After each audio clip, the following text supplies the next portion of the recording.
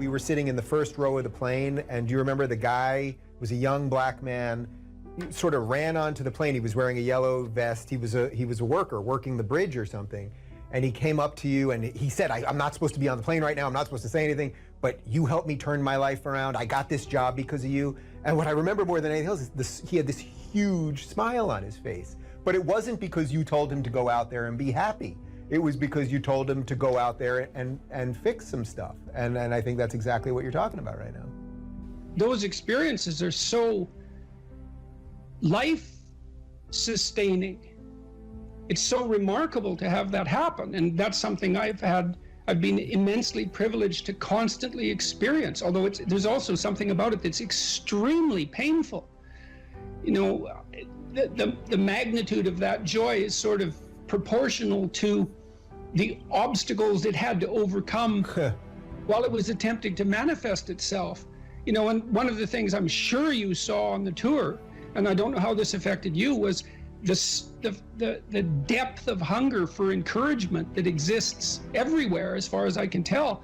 And everyone wants to be appreciated when they bring their best to the table. That's why the current assault on merit is so unbelievably brutal, because it will deny everyone the right to be appreciated for being their best. And you might ask, well, when does the best become your enemy? And that's easy. It's when you flee from it.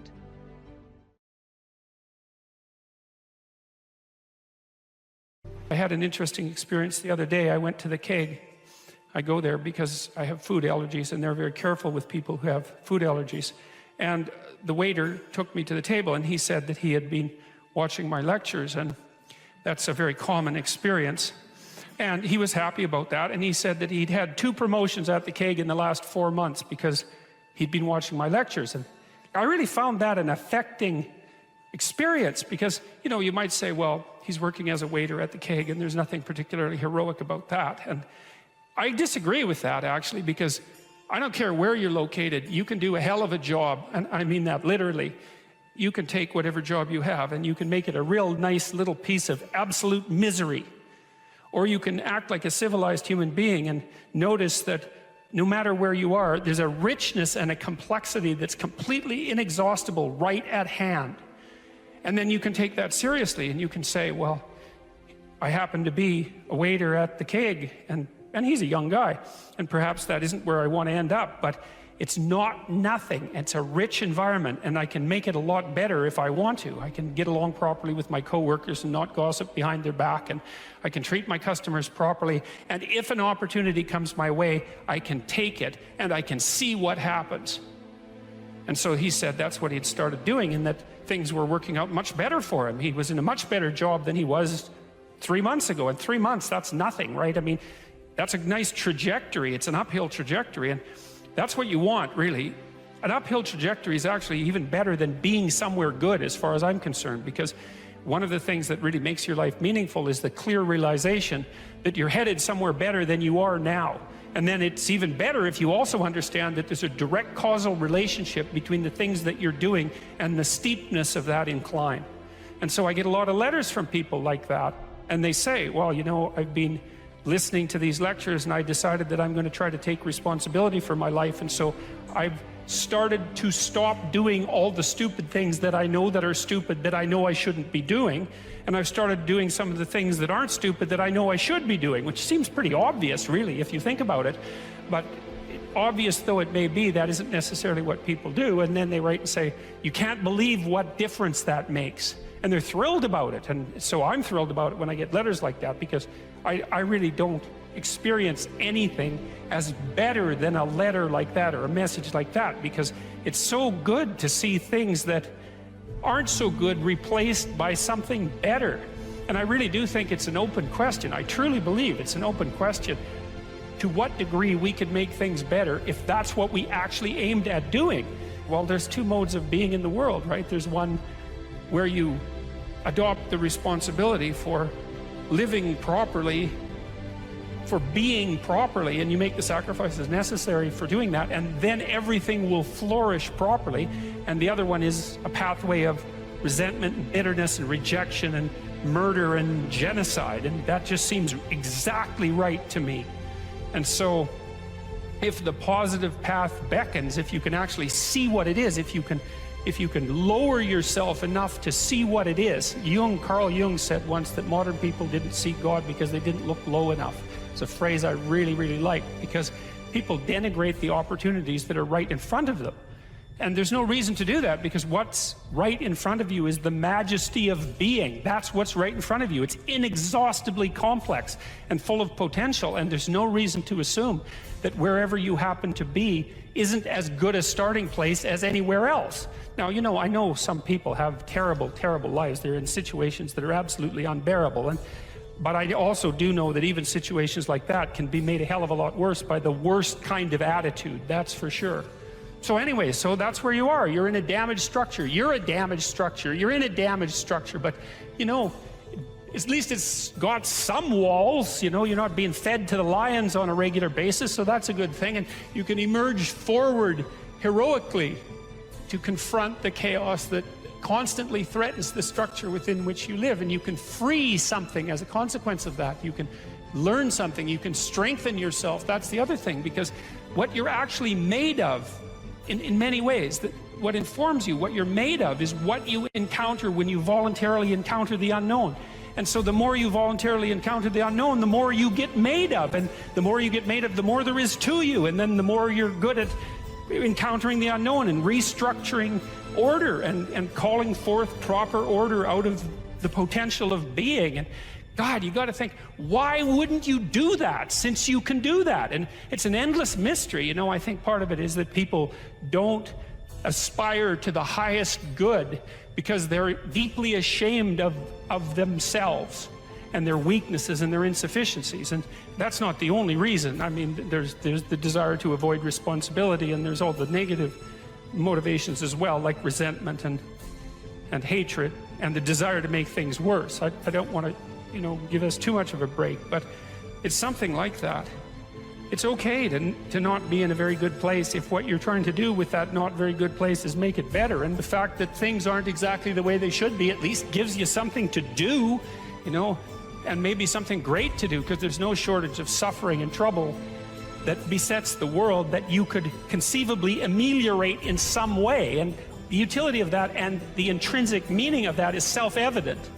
So it also makes me curious about nihilism, for example, and despair, because I mean, I understand those emotions, I understand them deeply, and the intellectual mindset goes along with it, but they just seem beside the point to me in some sense, because there are so many things that need doing that all you really have to do is open your eyes and look at them and then decide that you're actually going to do something about them. And you might think, well, what's within my scope of influence is so trivial that it's not worth doing. It's like, it won't stay trivial for long if you do it. Not at all, and I don't think it's trivial to begin with. I really don't believe that anything done right is trivial. My experience in my life has been that anything I actually did paid off. It didn't pay off necessarily in the way that I expected it to pay off. That's a whole different story. But if it was genuine commitment to do something, even if it went sideways and the outcome was really something other than what I expected, the net consequence over time was nothing but good. So every new frontier that can be conquered is an advance forward, and there's no shortage of frontier because we're surrounded by the unknown. We're surrounded by our own ignorance, and we can continually move into that domain, into the domain of chaos, or we can restructure pathological order, and that's the secret to proper being. And so then you encounter chaos that way, you know, and then you can regard yourself as the sort of entity that, despite its insufficiency, has the capability to conquer chaos, despite the danger of that. That's the other thing, because the fact that you're fragile is actually a precondition for your heroism, because if you weren't fragile, then there'd be nothing heroic about doing something difficult, right? Because if you couldn't be hurt or damaged or defeated or end up in failure, then where's the moral courage in the endeavor? It has to be that the fragility is built into the courage. And so it's not a reason not to engage in it at all. In fact, quite the contrary. And so then, you know, what do? Well, you put the city back together, and maybe the way you want it, so that it's functional and efficient and beautiful, and so that people can flourish there, and flourish in a manner that makes them that makes them feel that the unbearable catastrophe of being is worth it for the experience. That's what you're aiming at.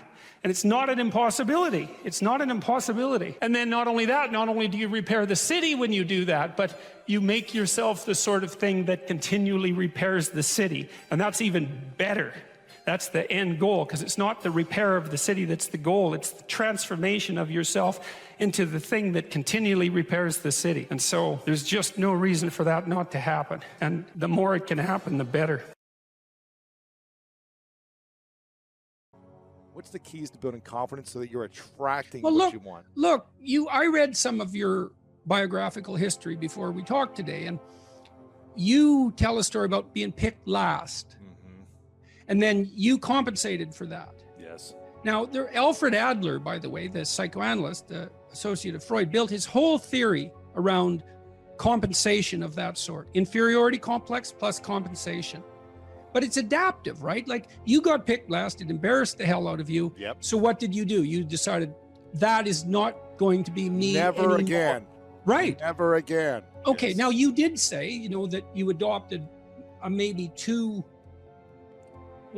inflexible model of what it meant to be masculine as a consequence. But when I read that, I thought, yeah, but still, fair enough. It wasn't the new you that you adopted wasn't optimal in all possible manners, but it was definitely improvement over the previous you. Exactly. I wasn't picked last again, that's for sure. Right. Well, exactly. Okay. So the first thing I would say is that if you feel insecure and less and ashamed and all of that, that you have to take stock. And look, I have an exercise online at selfauthoring.com. There's 3 exercises there. One helps you write about the past, one about the present, and one about the future. The present authoring program helps you assess your faults and your virtues. Okay, well, if you have some faults and you feel insecure and inferior because of that, well, you should. Now, it shouldn't be so much that you're crippled by it and unable to take action. You shouldn't be beating yourself into the ground because you're not everything you could be, because no one is. And if you beat yourself into the ground, then you can't get up and improve. But you have to differentiate. It's like, okay, to what degree am I being hard on myself, counterproductively critical, hearing the voice of my too harsh and angry father in my head, Right. Adopting inappropriate stereotypical representations of masculine competence? How much of my self-criticism is ill-advised? Fair enough. And you want to deal with yourself with a certain amount of care. But then along with that, there's fix your weaknesses. If you're ashamed of being ignorant, you're showing up at a party because, you claim to knowledge that you don't have and someone exposes you. Well, you can be angry at them, and you probably will, but they've actually done you a favor.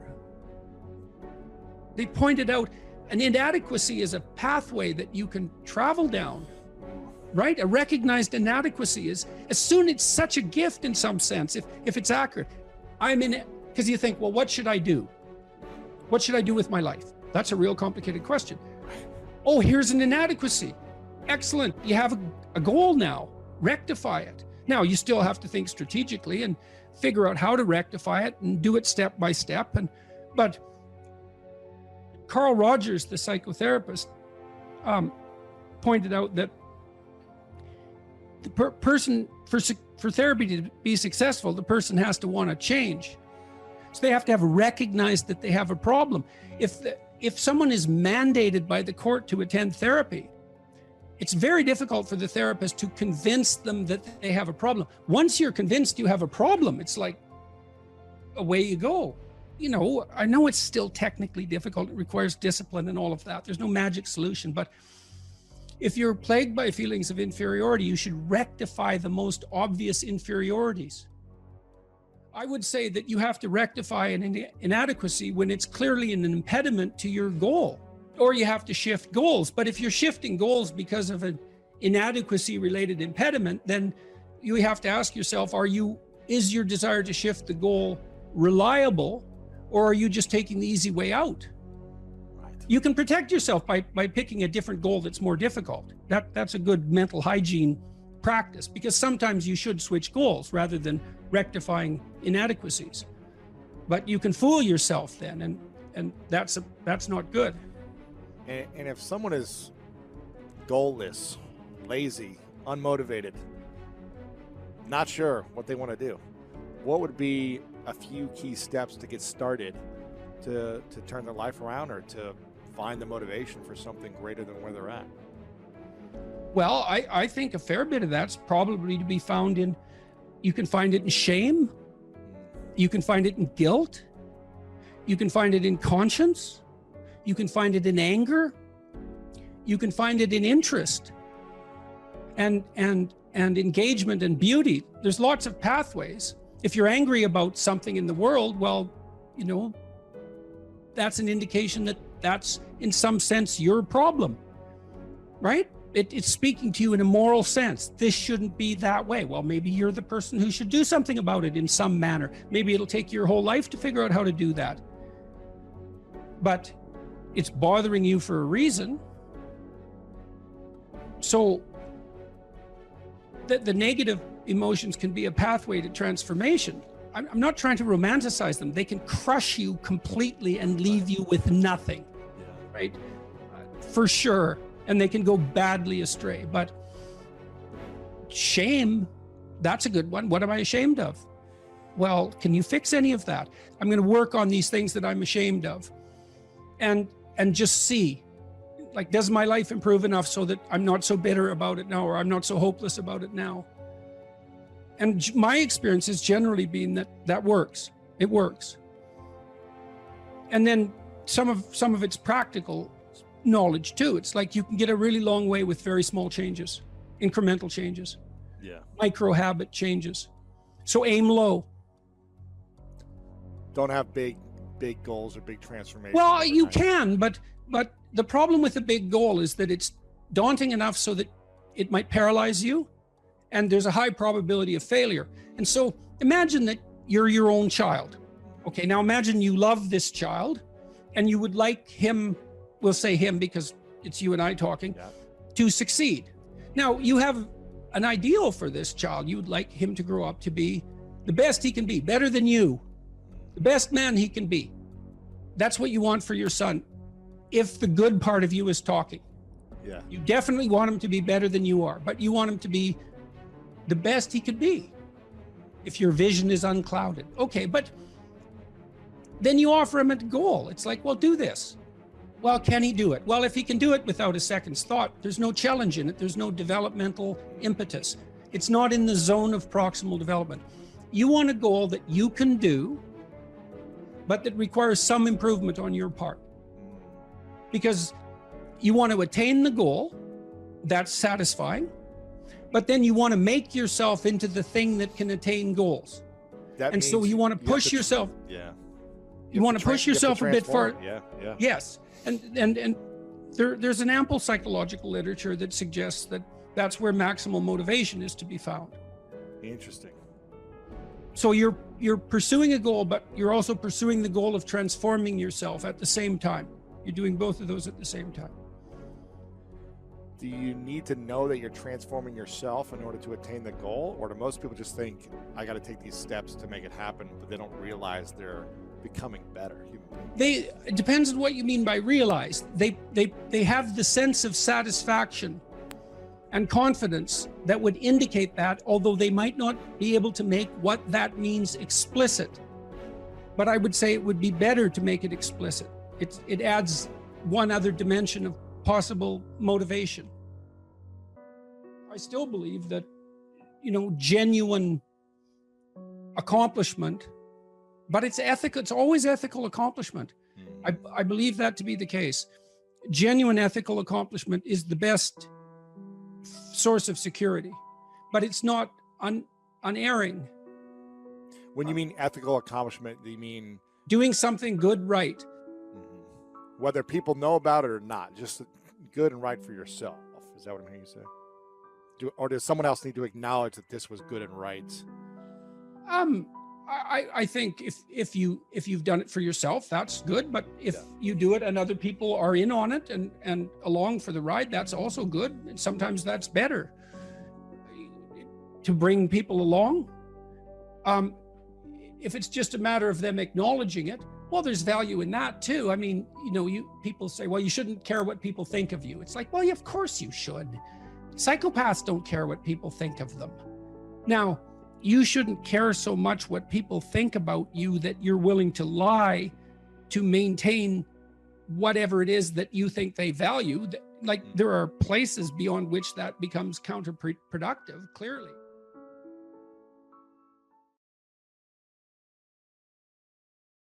One thing about the dopamine system that's so important and also explains a lot of pathology, but also a lot of human evolution, is that we have basically one major reward system, which is the dopaminergic system.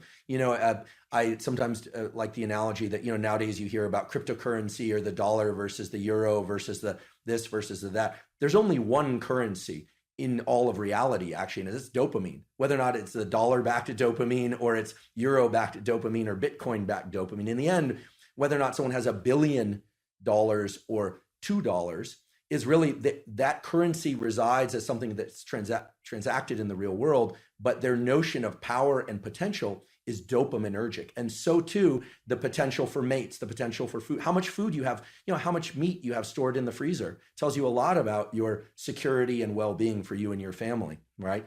And that is translated into a dopaminergic internal representation of how safe and secure you are, et cetera.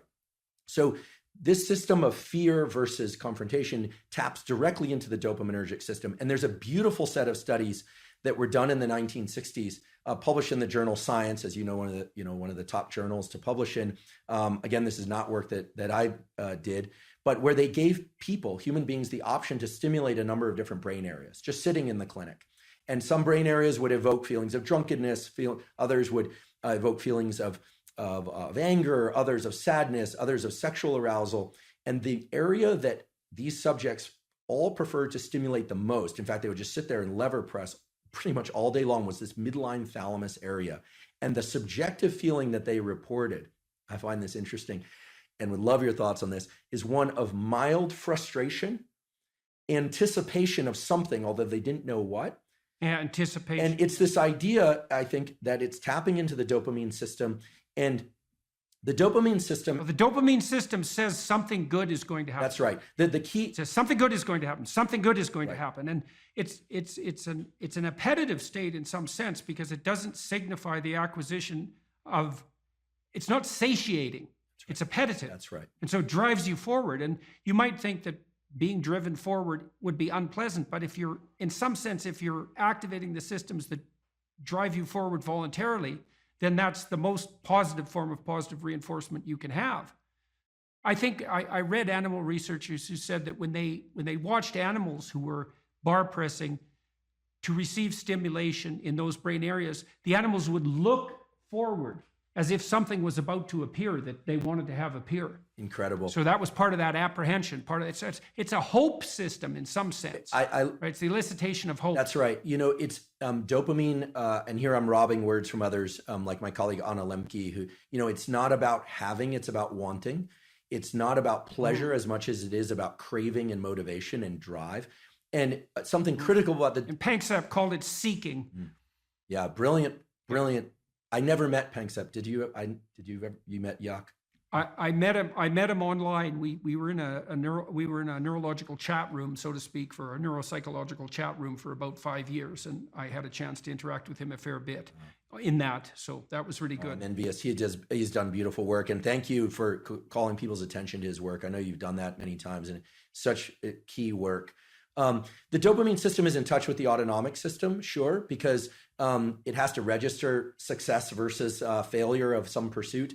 The prefrontal cortex is actually part of the dopamine reward system. People often overlook this, and then we just think about nucleus accumbens and ventral tegmental area. But the prefrontal cortex, because as you pointed out before, it is generating possible outcomes, different rules, different selves are being projected into the future.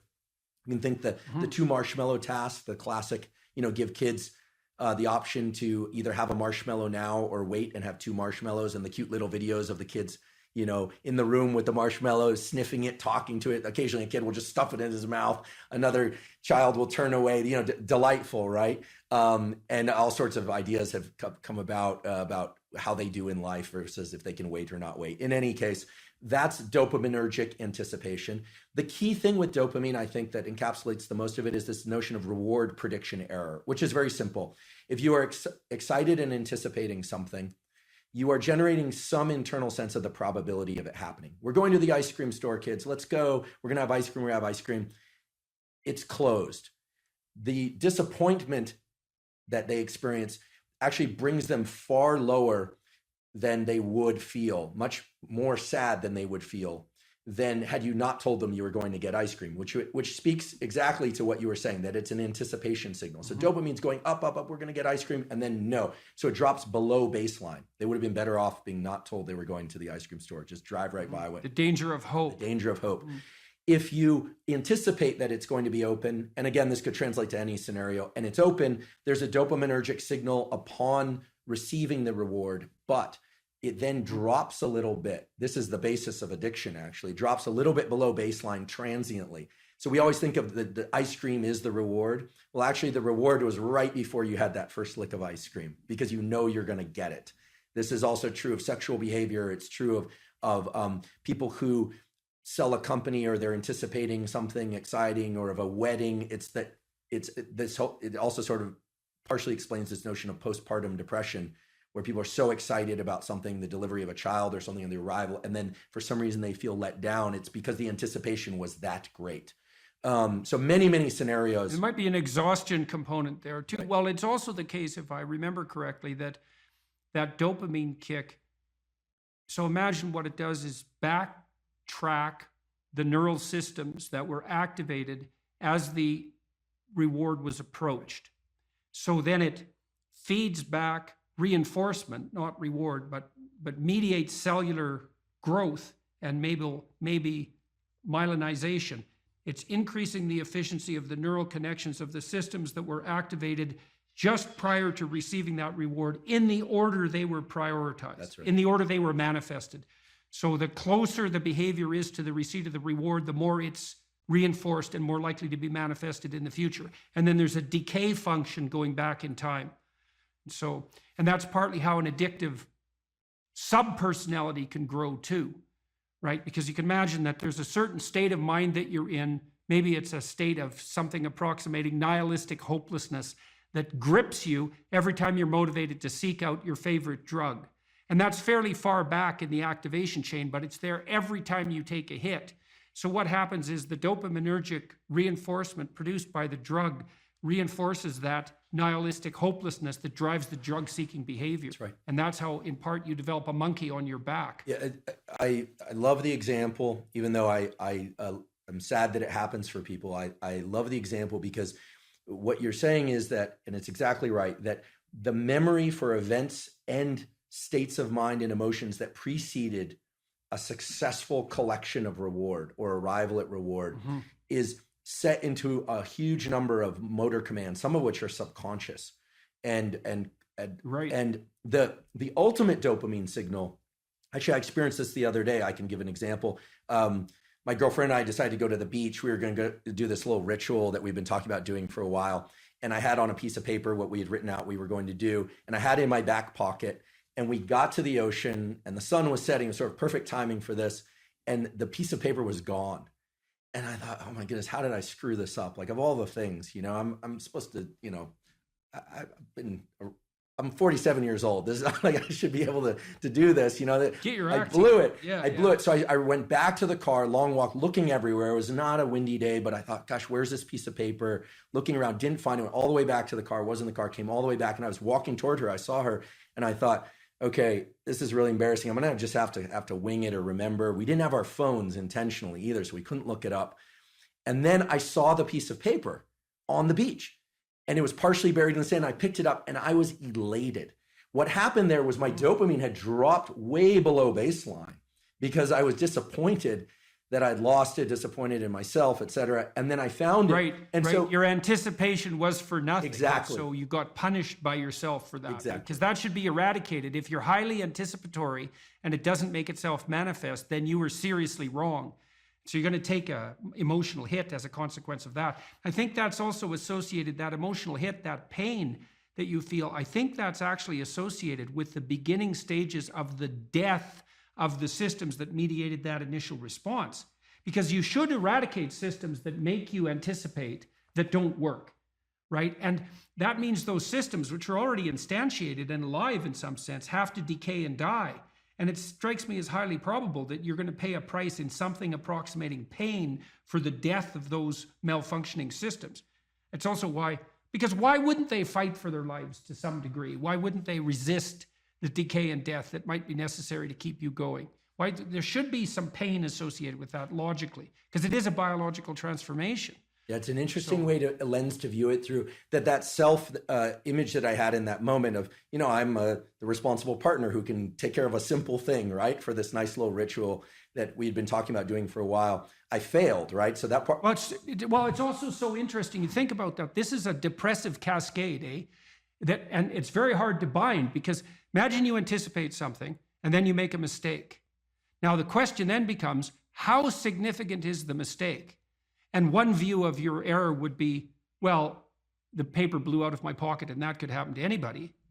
And the more catastrophic interpretation would be, and it's an extension of the thought path that you started to walk down, well, I'm near 50 years old, I should be much more responsible than this, and there's something wrong with me as a person. And then a depressive person would go even further. They'd say, well, not only is there something wrong with me in this decision, this is a decision like every other decision I make right now. I never make a good decision. In the past, I've never made a good decision, and there's no way I'm going to change in the future. And so the depressive takes that punishment response, let's say, that's a consequence of failed anticipation, and can't bind it. It just takes out all of their potential future selves. That's a good way of thinking about it. Yeah. And so then they're in a depressive pit. Yeah, so that's too much learning from failure. Right. I'm really I'm grateful for your insight on this, because indeed, if I'm honest, my thought train went to the point of, I didn't think, I'm a total failure because I lost this piece of paper. I thought to myself, well, if it were a priority, I would have ensured I wouldn't have lost it. Right. She'll interpret it as not being a priority. Like, where are my priorities? Am I overspent? Like what's going on? You start to sift into the full set of questions.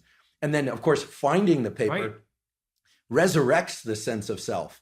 It was, I think it was in that movie, Pulp Fiction. Yeah, well, that binding problem is really tricky, because so there's some good rules of thumb for that, which is one of the rules of thumb for that's extremely useful, that's socially instantiated, is innocent until proven guilty.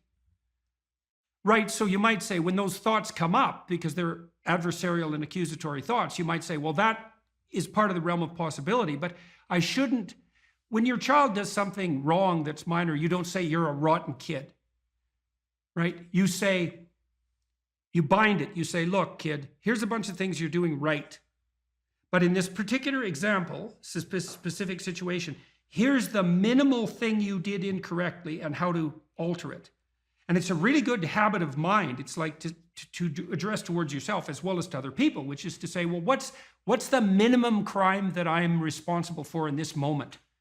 And that's part of this miracle of the presumption of innocence, and especially without proof. A lot of what I did in my clinical practice to people who had a depressive temperament was help them make a case for themselves. It's like, well, maybe you're as bad as you think you might be, but maybe not. Let's take the contrary argument. Let's make you as innocent as you can be in this situation, and only narrow the repair to the absolute minimum that needs to be manifested. You're sitting on the edge of the bed trying to have an honest dialogue with yourself, and the little voice says, it's pretty disgusting in here. And you think, well, I'm way above such trivial niceties as organizing my room. It's like, well, that's pride. That's arrogance. If you're above organizing what's actually yours, how in the world are you ever going to organize anything else? And so you get on your knees and you think, well, it's time to, take a brush to the toilet. And maybe that's where you start. And that works. That works. You start making those micro improvements, like real micro improvements, real on the ground, actual micro improvements to things that are wrong, you'll improve unbelievably rapidly. There's always people out there who are doing far better than you on pretty much anything you want to imagine. And if all you're doing is seeing yourself in their reflected light, let's say, then it's going to be pretty damn dismal. But it's not a good comparison because, well, first of all, there's danger in just comparing yourself to others, period, because they're not you. And God only knows what struggles they had to undertake to get to where they were, or what burdens they're currently carrying that you're not aware of. But you can certainly contrast yourself with yourself. And that's a lot better. It is the only way. Well, it's also the only way of really measuring anything approximating proper improvement. You can actually tell when you're a little better than you were yesterday. Right. And you can actually do that. That's another thing that's so interesting about it, is that you can actually make yourself a little better in some way, pretty much, well, I don't know if it's at every moment, but you can certainly do it every day. Let's say you want to become who you could be in the fullest sense. So let's say you're someone who's going to solve some serious problems. Okay, the first thing you have to do is admit to the seriousness of the problems. That's no joke. And so the first thing is just the terror of the problem itself. And that's enough to paralyze you, right?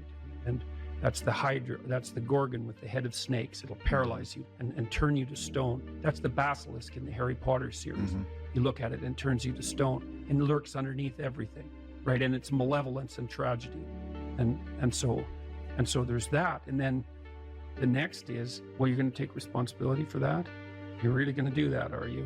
That's a hell of a load, man. And so it's daunting to even consider that. And then there's the discipline and responsibility that necessitates, which is also daunting. It's like, oh my God, the problem's that serious. I'm really going to have to get my act together in order to not contribute to it, much less solve it. And so the problem is terrible. And then the solution is daunting. But the upside of that is like, well, there isn't anything better to have than a problem that's worth solving, like that's really worth solving, right? And so the more of that you take on, the more you have a reason to get out of bed in the morning, no matter what. Like, I'm getting up, I'm trudging forward. Doesn't matter what I'm suffering from. I've got things that need to be done. They're necessary. And that gives you that sense of purpose that is the antidote to bitterness. Okay, well, let's say you want your life to be meaningful. It's like, okay, then what you do matters. It actually matters. Or how starting to clean up the room changed their life. That's quite fun because it's something I always tell people to do instead of going out and protesting. Jesus, I just can't stand Cleaning up that. the room? Yeah. Meaning? Well, my sense is that if you want to change the world, you start from yourself and work outward because you build your competence that way. It's like, I don't know how you can go out and protest the structure of the entire economic system if you can't keep your room organized. Well, I made a video call, which was called Message to Millennials, where it was called How to Change the World Properly. A bit of it on the pretentious side, I suppose, but I was trying to produce something that was a counterposition to this idea that what you should do is go out and fix up other people. You know, that's just not right. There's a New Testament line about that, something about, you know, not worrying too much about the log in your neighbor's eye or about the speck in your neighbor's eye when you have a log in your eye. What would the world be like if people stopped avoiding the things they knew they should do? You know, because the question is, how much are we contributing to the fact that life is an existential catastrophe and a tragedy? How much is our own corruption contributing to that? That's a really worthwhile question. The things you leave undone because you're angry, you're resentful, you're lazy, you have inertia. Well, you consult your conscience and it says, well, you know, that place over there could use a little work. It's the same as working on yourself, and so you clean that up because you can. And then things are a little clearer around you. And you're a little better off because you've practiced a bit, and so you're a little stronger, and then something else manifests itself and says, well, maybe you could like take a crack at fixing me up too. So you decide to do that, and then that gets a little bit more pristine, you know, and soon, and it's humble because you're not exceeding your domain of competence. You know, it's like, don't be fixing up the economy, 18-year-olds. You don't know anything about the economy. It's a massive, complex machine beyond anyone's understanding, and you mess with it at your peril. So, and can you even clean up your own room? No. Well, you should think about that. You should think about that. You only have to ask a stupid question once. You ask a stupid question, and if you're in a crowd and you ask a stupid question, 80% of the people in the crowd have the same question. They're just too cowardly to ask. But you ask and then someone actually tells you, you never have to ask that question again. You're no longer stupid. What stupid thing am I doing that I could quit doing? That I would quit doing? Because those aren't the same thing, right? Because you know there's stupid things that you're doing that you're just not going to quit doing because you like them. But there might be something on the edge there where you could stop that. If you want to know something about yourself, sit on your bed one night and say to yourself, you got to mean this. Like, you got to be desperate. This is no game, this. My life is not everything I want it to be, and perhaps it's not everything that I need it to be. And by need, I mean my life is so unbearable that the suffering that's attendant upon that is make me nihilistic, cynical, bitter, resentful, driving the proclivity to see evil everywhere except within my own heart. Like, these are problems, man. And you ask yourself, you sit on the bed and say, okay, man, I'm ready to learn something. What's one thing I'm doing wrong that I know I'm doing wrong, that I could fix, that I would fix? It's like, you meditate on that, you'll get an answer. And it won't be one you want, but it'll be the necessary one. You know, and it's often something that will point you to small things. Like, that works. You start making those micro improvements, like real micro improvements, real on the ground, actual micro improvements to things you know that are wrong, you'll improve unbelievably rapidly. There's never been a better time for the majority of people to be alive. And the future, although we're vulnerable and terrible things can always happen to us, it's hard to make a case that the future doesn't look comparatively positive. We're becoming extremely technologically sophisticated, and the world is changing at an incredibly rapid rate. And the only way we're going to be able to manage that in a positive way is if each of us, or as many of us as possible, are capable of making wise and careful and truthful decisions. And if we do that, then maybe things can continue to improve. You don't get people to stand up on their own 2 feet and to adopt responsibility if everything is given to them. And that's a real conundrum.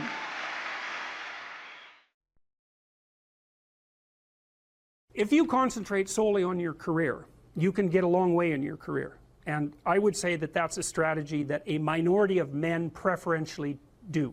That's all they do. They work like 70, 80 hours a week. They go flat out on their career. They're staking everything on the small probability of exceptional status in a narrow domain. But it's hard on them. They don't have a life. It's very difficult for them to have a family. They don't know how to take any leisure activity. Like, they get very one-dimensional. Now, it may be that that unidimensionality is the price you have to pay to be exceptional at one thing, right? Because if you're going to be something like a genius-level mathematician, and you want to do that for, or a scientist, say, it's like, you're in your lab all the time, you're working 70 hours a week or 80 hours a week, you're smart, you're dedicated, you're unidimensional, and that's how you get to beat all the other people who are doing that. It's the only way. But the problem is, you don't get a life. Now, if you love being a scientist and you have that kind of focus of mind, well, first of all, you're a rare person, and second, you're going to pay for it. But fine, more power to you. But it's a risky business to do that. You sacrifice a lot for it. You know, and I would say most often, if you're speaking about having a healthy life, that isn't what you do. You spread yourself out more. So, you know, you have a family, you have some things that you do outside of work that are meaningful to you and useful. You have a network of friends. Well, those 3 things alone, or 4 things alone, are plenty to keep you well oriented. And then if one of those things collapses, you know, everything doesn't go. Now, the price you pay for that is, the more you strive to optimize that balance, the less likely you are to be fantastically successful at any single one of them. But you might have a very, you know, if you consider your life as a whole, that might be a winning strategy. One of the things Carl Jung said, I really liked this. He thought that men went after perfection and women went after wholeness. There's something different at the top of the value hierarchy. So perfection would be stake it all on one thing and look for radical success. Not that all men do that, because they don't, but we're talking about extremes, at least with regards to the men that do that. The wholeness idea is more like, well, it's like I want one thing in my life to be 150%, or I want 5 things in my life to be 80%. Well, there's a lot more richness in a life where you have 5 things operating at 80%, but you're not operating at any of them at 150%. So, and I really believe this because I've watched men and women go through their careers now for a long period of time, and one of the things that, there's lots of things that produce this, but one of the things that I've noticed is that mostly women in their 30s bail out of unidimensional careers. They won't do them. They won't put in the 80 hours a week that they would have to put in order to dominate that particular area. And it isn't, the reason that they won't do it is because they decide it's not worth it. And no wonder, because why would that be worth it? You have to ask yourself that. It's like, well, you want to be an outstanding scientist. It's like, okay, really, that's what you want, because that means that's what you do. Because you're competing with other people, you know, they're smart, they're hardworking, and if you want to be at the top, you have to be smarter and work harder than any of them. And working hard means working long hours. I mean, it also means working diligently, but in the final analysis, it's also an additive issue.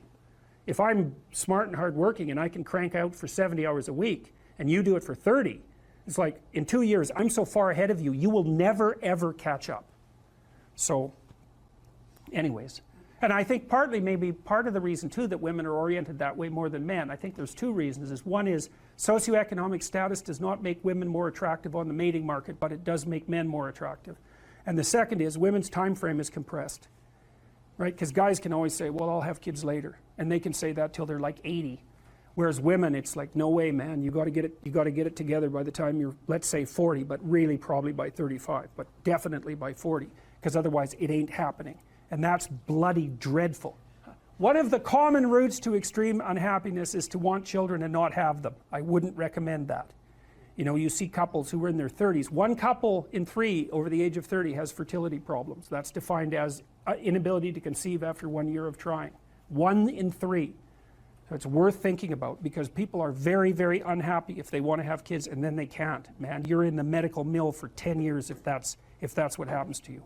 We've got a hypothesis that we're still working out that's supported to some degree by the relevant literature. So imagine that you're looking for a stable partner, right? So you might think, well, what do you want in a stable partner?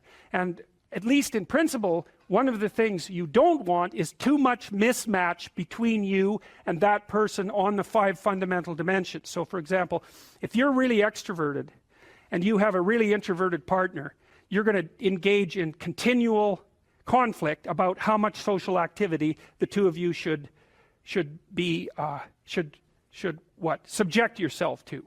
And it's very, very difficult for people who widely differ on those dimensions to come to consensus, because it's not just a matter of opinion, right? It's really a matter of different, if you're looking at extremes, of really different types of people. And the thing about introverts is they just don't enjoy large-scale social interaction that much. One-on-one they're often fine, but in a group they don't like that, and it tires them out. Whereas a real extrovert, it's like you isolate them and they just wither on the vine, because a huge part of what actually motivates them in a positive way is tangled up with social interaction.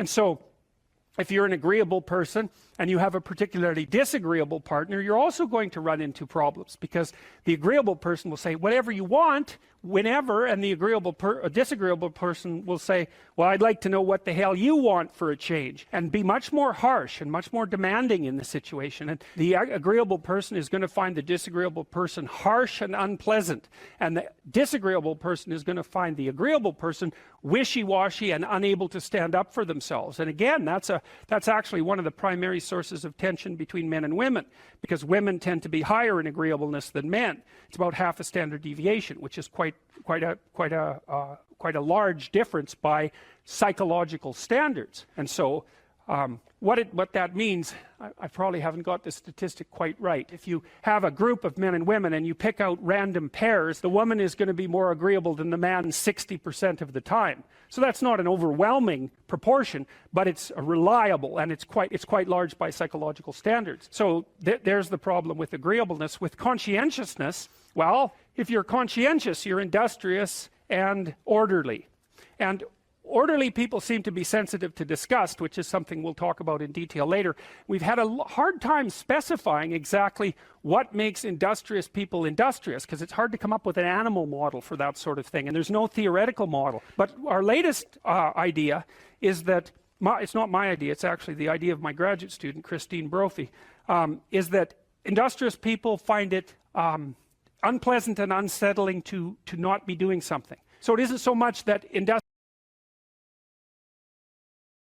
victim, which is a painful role to have, because something bad happened to you, be a victim. Mm-hmm. But it's something that society struggles with. What about people who feel like they're a victim? They're right. They're victimizers too. Like, everybody is a strange mixture of victim and victimizer. Lots of terrible things happen to people that aren't justifiable in some sense. You know, well, illness strikes people randomly. I mean, not entirely randomly, obviously, but there's a large random element in it. Where you're thrown into existence as a consequence of your birth. That's existentialists, especially in the 1950s, talked about that all the time. They talked about it as thrownness, that you're sort of thrown into reality with your particular set of predispositions and weaknesses. And then there's going to be times in your life where things twist in a manner that's unfair to you, that you're not getting your just desserts. But that goes along with all sorts of unequally distributed privileges as well. And so that's the arbitrary nature of existence. But you can't allow those sorts of things to define you, because it's not that useful strategically. When you're playing a card game, you're dealt a hand of cards. Well, what do? You play the hand the best you can. Why?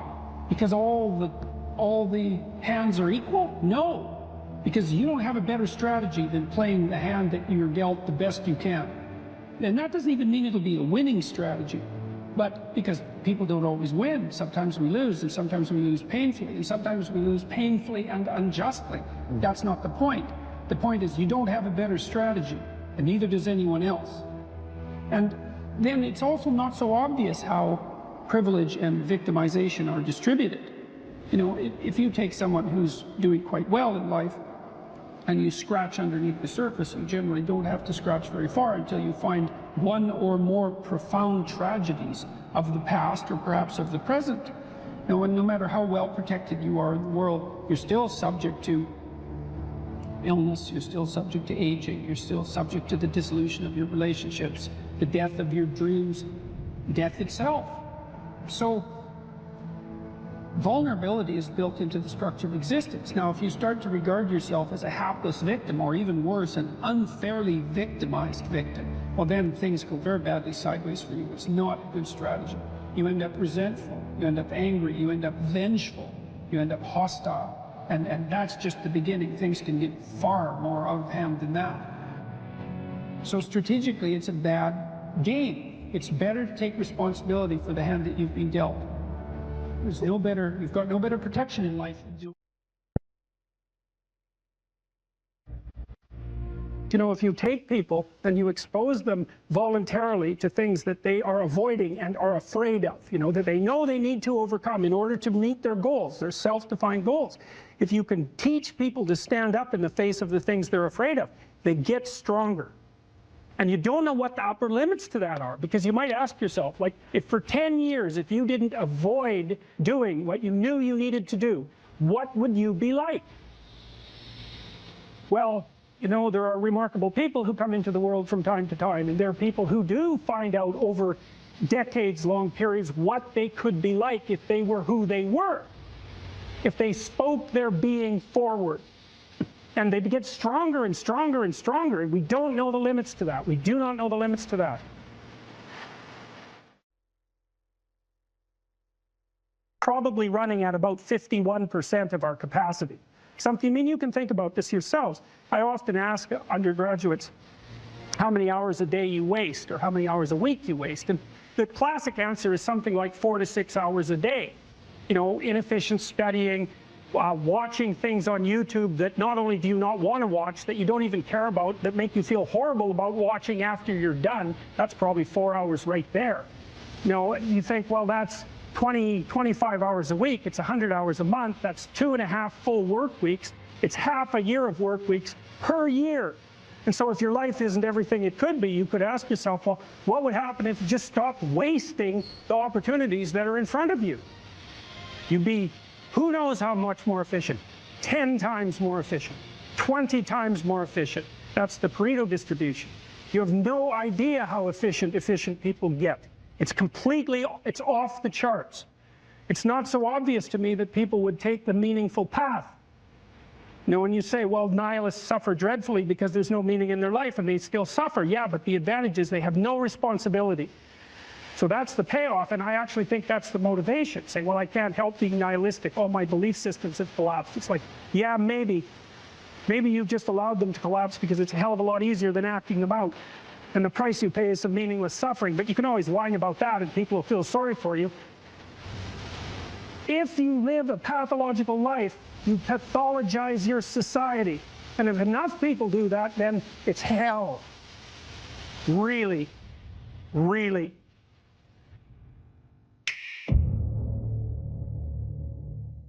One of the things that you can, I think this heightens the meaning in your life, is to try to do difficult things, right? Aim high. Don't aim so damn high you can't manage it, and make sure you break down your aims into reasonably attainable sub-goals, but you want to aim high, and then you want to see how hyper efficient you can get. That's a great thing to do in your early 20s, is to see, okay, like, discipline yourself. Think, okay, how much work can I do if I load myself right to the maximum? How far can I work? How hard can I work until I exhaust myself? And then you back off, obviously, because the optimal amount of working, productive engagement, let's say, is that which is sustainable across decades. So you have to learn that, but you don't learn that without stretching yourself to your limits to begin with. And you know, if your life isn't everything it could be, and if you're suffering from an excess of meaninglessness, well, it means you're not oriented in the world of chaos and order properly. It's like you could learn to discipline yourself. Figure out what it is that you need to do and that you want to do, and then see how efficient you can get. Because one of the things that's quite fun is to figure out, if you have a task, I always tell my graduate students this if they're doing an experiment too. If you have a task that you have to do, it's really interesting to spend a few minutes, sometimes hours, depending on how long the task is. See if you can figure out how to do it from 5 to 10 times faster. It means you'll have to rearrange the way you think about it, but you can often do it. And that's how extremely productive people get so hyper efficient. If you're suffering, you are obligated, in a sense, to hold on to whatever rope someone throws you. Life can be meaningful enough to justify its suffering. You can tyrannize yourself into doing things, but I wouldn't recommend it. What I would recommend instead is that you ask yourself what you're willing to do. It's a really effective technique. It's like a meditative technique. That's when life is worthwhile.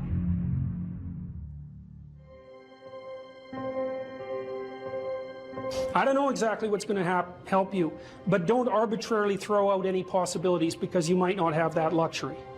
Antidepressants help a lot of people, and there are technical reasons why that's the case. If you're offered a gift by your society and it works, try it. I don't care what your presuppositions are. The time you see people who are suffering with depression, for example, there's a multitude of reasons, but I'll take one common reason. You could think about it as associated with the story of Peter Pan. Now, Peter Pan is someone who won't grow up, right? Now, the problem with Peter Pan is he gets to be king, but it's king of Neverland. Neverland doesn't exist. So being king of nothing isn't that helpful. Well, one of the things that you often see with people who suffer from depression, and I'm not making a blanket statement about the cause of depression because there's lots of them, is that people who don't have enough order in their life tend to get overwhelmed. So, for example, if someone comes into me to see me and they say they're depressed, I always ask them a very standard set of questions. Do you have a job? If you don't have a job, you're really in trouble in our society. First of all, your biological rhythms tend to go off the rails right away because there's no reason to go to bed at any particular time and there's no reason to get up. And for many people, if they don't get up at the same time, they foul up the functioning of their circadian rhythms, and that's enough to make them depressed right off the bat, especially if they start napping during the afternoon. They also don't have a purpose. People aren't good without a purpose. And this isn't hypothesizing. We absolutely understand the circuitry that underlies positive emotion. When you're attending to something you're interested in and you're engaged in it, that's when you're alive.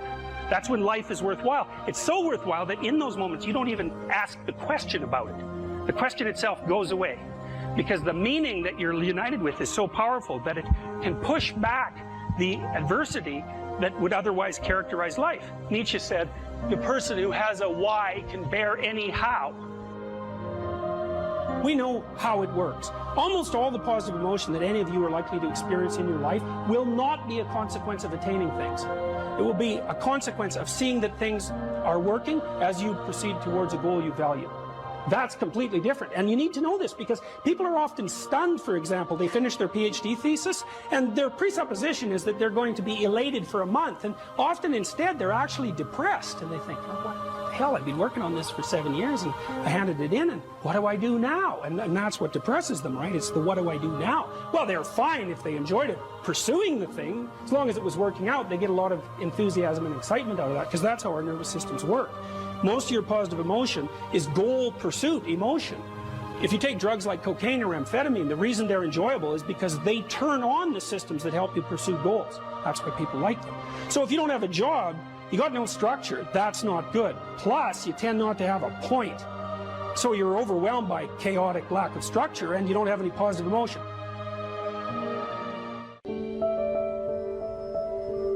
So that's an interesting thing. Well, so let's say you go over your past with a fine-tooth comb and you decide you're going to take responsibility for everything that you did that was wrong and everything that you failed to do that you could have done that was right. It's like, does that change the world? It's like, depends on how thoroughly you do it. You might say it changes the world like nothing else possibly can. And I think that that's actually right. You have to allow yourself a certain latitude for error. And that's a useful thing to know too. One of the things I tell people when they're trying to develop a vision for their life or an implementable plan is make a bad plan. Like, make the best one you can, but don't get obsessive about it. It's like, make a plan, implement it. You'll figure out when you implement it why it's stupid, exactly, and then you can fix it a little bit.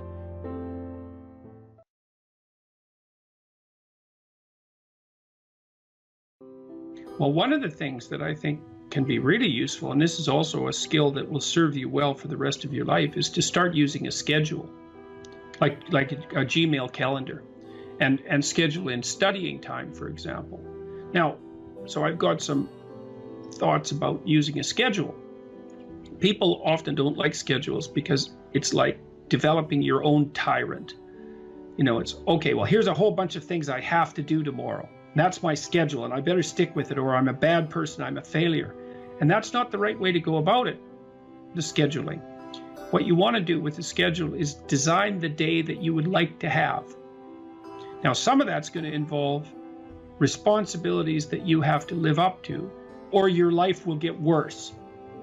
Right? So, but I would say, if you're trying to start learning how to manage your school stress, is like, schedule in 10 minutes of homework.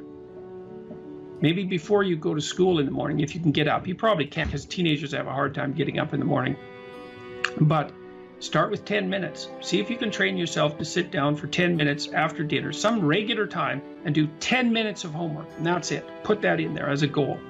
And then maybe if you've done your 10 minutes of homework, you can schedule in, I don't know, 15 minutes of playing a video game if you want, some sort of reward. But start figuring out how to organize your day so that you get to do the things that you want to do, and you do some of the things that you have to do in a manner that you think you could actually do, in a manner that would be sustainable across time. And that, like, the part of your brain that makes you anxious is really unhappy if you don't have a plan. And so one of the fastest ways to start to deal with too much negative emotion, too much stress-related negative emotion, is to make a plan and to make it concrete. And so I would say, and a schedule is an unbelievably useful way of doing that. And you think, in my mind, in your mind, why am I filling out this calendar for the week? Well, so I know what I'm doing, so that I'm not anxious, so that I'm doing things I want to do, so I have something to look forward to, and so that I'm doing things that I have to do, so that my life doesn't go spiral downhill and might make me more miserable and resentful and bitter. And so you can start to use a schedule as your friend. And like, that'll take a year of practice to get good at. So if it doesn't work well in the first week, don't give up. Just keep doing it until you get yourself disciplined and are able to stick more and more to your plans. And that will help you so much in your life, you just can't believe it. So what you want to do is chop up that overwhelming infinity into a set of manageable tasks. And you want to think, well, you know, some of those tasks might be like, well, maybe you could put some order into your room, you know, or maybe you could make your room a little bit more beautiful, or maybe you could think of one thing around the house that you could do that would actually be helpful. And you're doing that to improve your life. That's the point. You're not doing it because someone's shaking a stick at you and telling you that this is what you have to do if you're going to be a good person. That's not the point. And you also, with your schedule, you think, well, I'm going to design this schedule for someone I like. And that person that I'm designing the schedule for that I like is going to be me. And so it isn't the schedule of a slave master to a slave. It's a negotiated schedule that you arrange with yourself so that you can have a decent life. But it's a very powerful tool to have a calendar at your disposal. And if you can learn to use that young, just put a few things in it. Put in your classes, put in a few assignments, put in some things that you might want to do. Just start stupidly and badly, and you'll get good at it and assume you'll get good at it over about a year, and that'll change your life. Like if you learn to listen to people, if you decide that you're not going to say things that you know to be untrue, and if you learn how to schedule your time, your life will change for the better so much that you won't believe it, and that will keep happening more and more and more and more as you get older. So it's a great thing to start practicing if you could start practicing that when you're a teenager, and you get that under control by the time you're 18, you'll be absolutely deadly. You'll be so far ahead of other people who don't do any of that you won't believe it, and that'll just continue to accrue benefits as a consequence. Well, the thing is that, or one of the things is that, you know, you are going to be putting up with other people's problems and troubles for the rest of your life. And what you want to do is live your life in a manner that makes all of that tolerable. And so I would say, with the scheduling and with the attempt to speak honestly, and with the development of goals that are valuable to you, you're going to be occupied enough with your own life and see enough of the quality of that life so that you'll be able to tolerate a fair bit of noise and stress coming at you from other directions. And I would also say that the more that you put yourself together in the manner that we've already discussed, the better other people will treat you, and the less unnecessary suffering and distress that you're going to encounter. And I would say, and I'll close with this, I would say to your viewers, don't underestimate the utility of getting your act together. Another thing you can do is, and this is like deciding that you're going to stop saying things that you know not to be true. The other thing is, you could decide to stop doing things that you notice make you weak. And it's a game that you're playing with yourself. It's like you're out with your friends, you do something maybe because you think it'll make you popular, and you notice that makes you feel kind of subordinate and weak, and think, aha, I shouldn't do that again. I don't know exactly what it is that I did wrong, but it made me feel weak. It made me feel like I was coming apart at the seams. It's not the thing I should repeat. So you try to do things that make you stronger. You try to say things that make your speech more true and accurate. You try to aim at things that you think are worth attaining, and you get yourself disciplined and in order, and that will do. There's nothing else you can do in your life that will be of more benefit to you and to other people simultaneously. And if you could start that when you're a kid, man, I tell you, you'll be so far ahead. You'll be so far ahead by the time you're 18 or 19 that it'll be like you're in a different universe.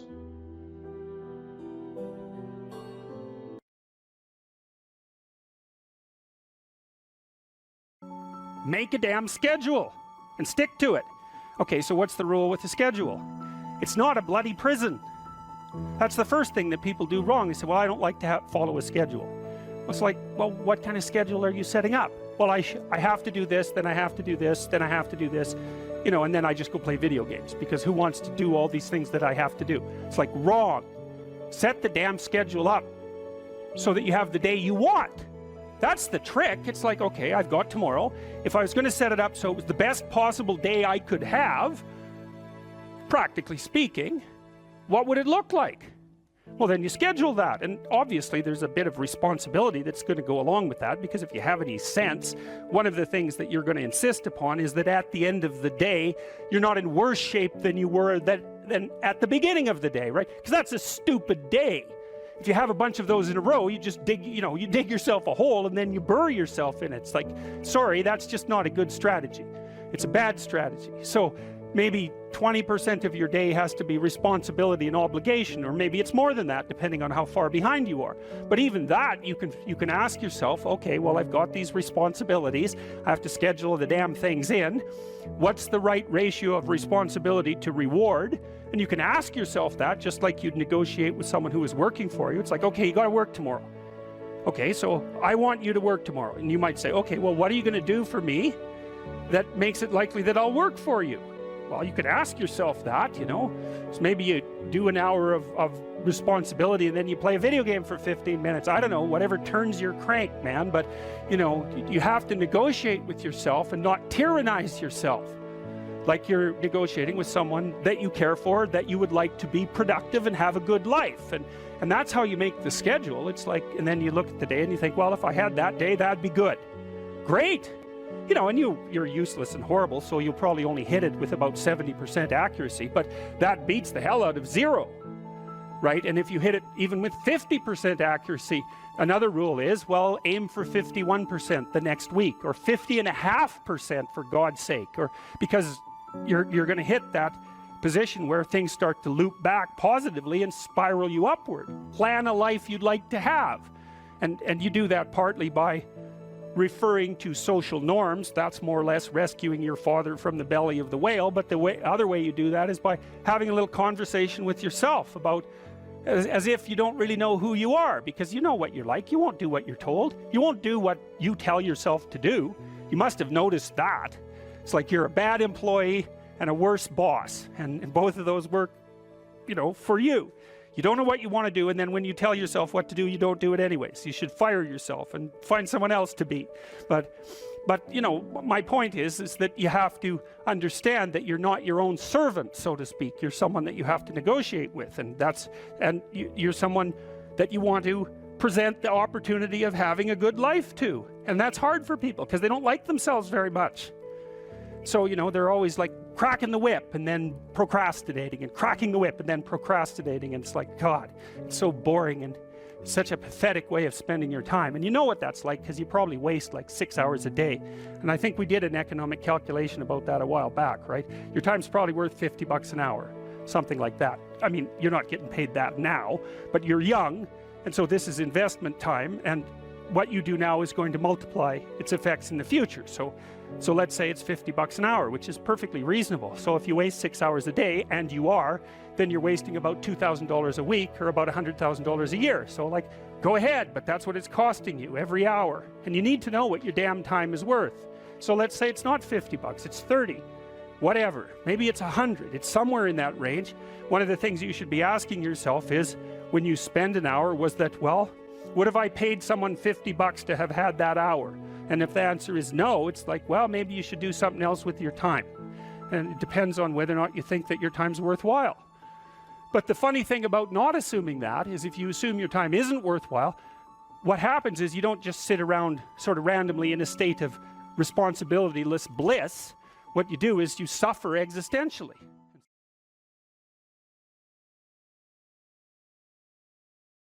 Regulate your habits. Try to get up at approximately the same time each morning. I would recommend that you get up approximately when other people get up. So that would be something in the neighborhood of 7:30 or 8 in the morning, perhaps earlier, perhaps a little bit later, but you want to stabilize that, because your circadian rhythms operate more, fluidly, and your mood is likely to be regulated better if there's islands of stability in your daily routines. Human beings like daily routines, just like dogs like daily routines. And so regulate your sleep, I would say when you get up in the morning, eat breakfast. That's a really important thing to do.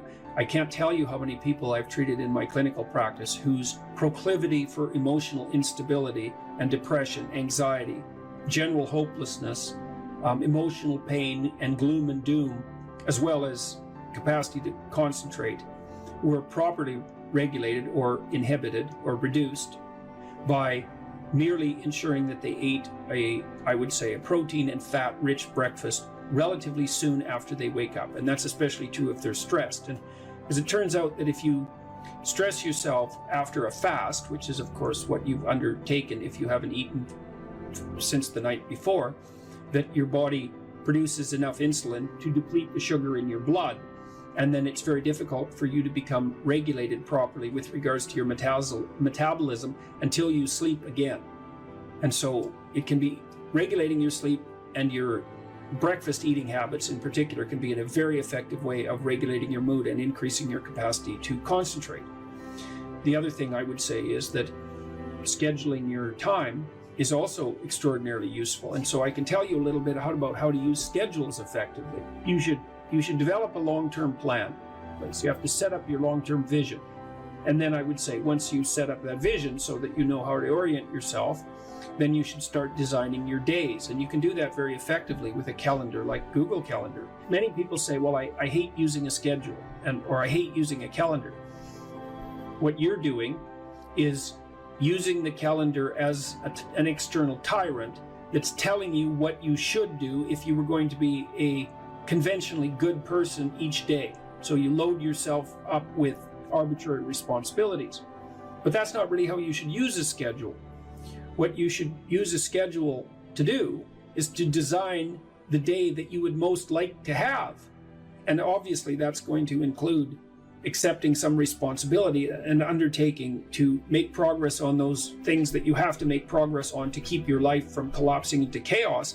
But it should also mean that you schedule in activities that make you actually want to have that day. And so if you're using a schedule properly, that it can be your friend. And that can also be something that can increase your capacity to concentrate. And then I would say, well, if you're very scattered, then you can start to train yourself. You might say, well, I need to learn to read without distraction. So maybe what you do, you say, okay, well, for the next week, I'm going to read 10 minutes a day, and I'm going to try to limit the distractions. And if you're successful at that, then you could try 12 minutes a day. And if you're successful at that, you could try 15 minutes a day. And the trick is to set a goal for yourself that is slightly beyond your current level of performance, enough to be challenging, enough to be worthwhile if you accomplish, but not so difficult that you're likely to fail. And then practice incrementally, day by day, trying to inculcate the habits that you want to inculcate. And assume that it'll take you a number of months or even a number of years in order to become very fluent at the habit. The important thing is to start improving incrementally, because incremental improvement pays off like compound interest.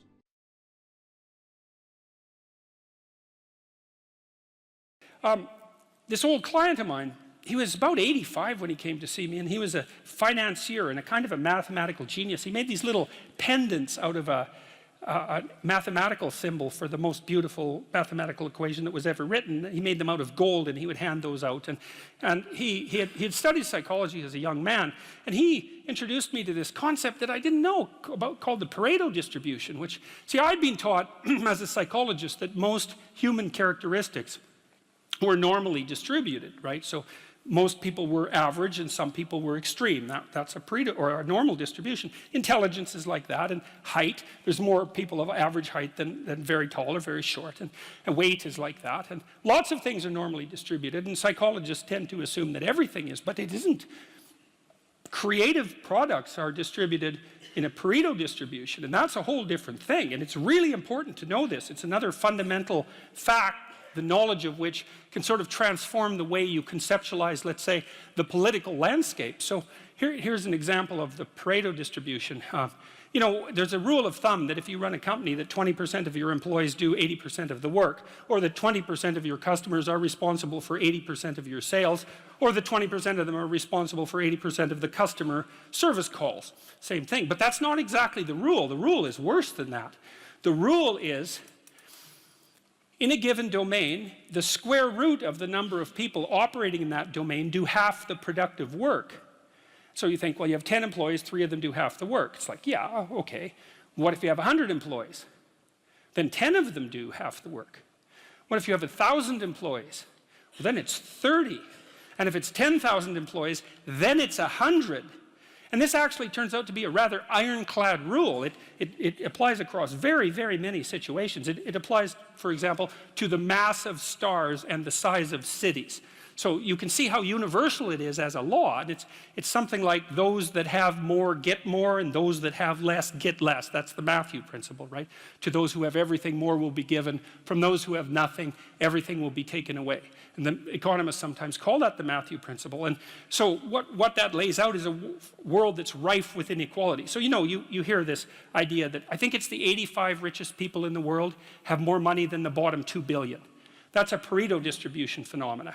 And you might say, to hell with capitalism for producing that. It's like, sorry, you got your diagnosis wrong.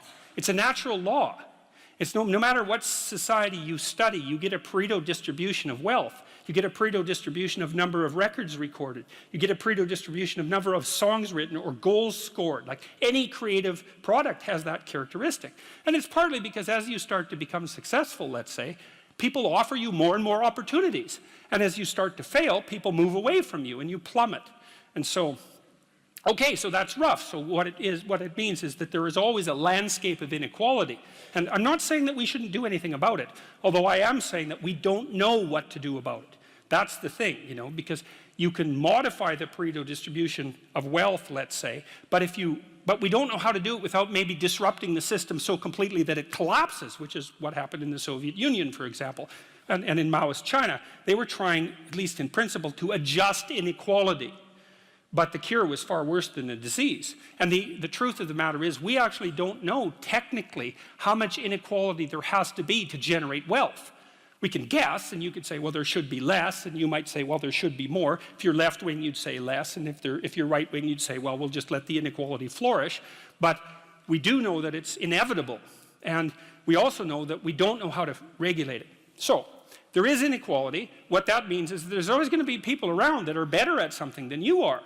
And that's a problem, because you can get jealous and you can get bitter and you can get resentful, and worse, you can get hopeless, because you look like I have this friend of mine. He told me something so funny. He was decrying his lack of success in the world, and he compared himself to his roommate.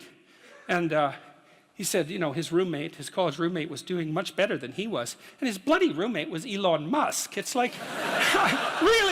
It's like, oh, you're not doing as well as Elon Musk. Well, you can see it would take it rather personally because they were roommates and everything. It wasn't like he was doing badly. Like he was doing pretty damn well. It's like, I'm not as good as Elon Musk. It's like, yeah, well, you and like 7 billion other people, But I thought it was instructive because you have to be careful who you compare yourself to. Now, you can't just not compare yourself to successful people, right? Because then you don't have anything to aim at.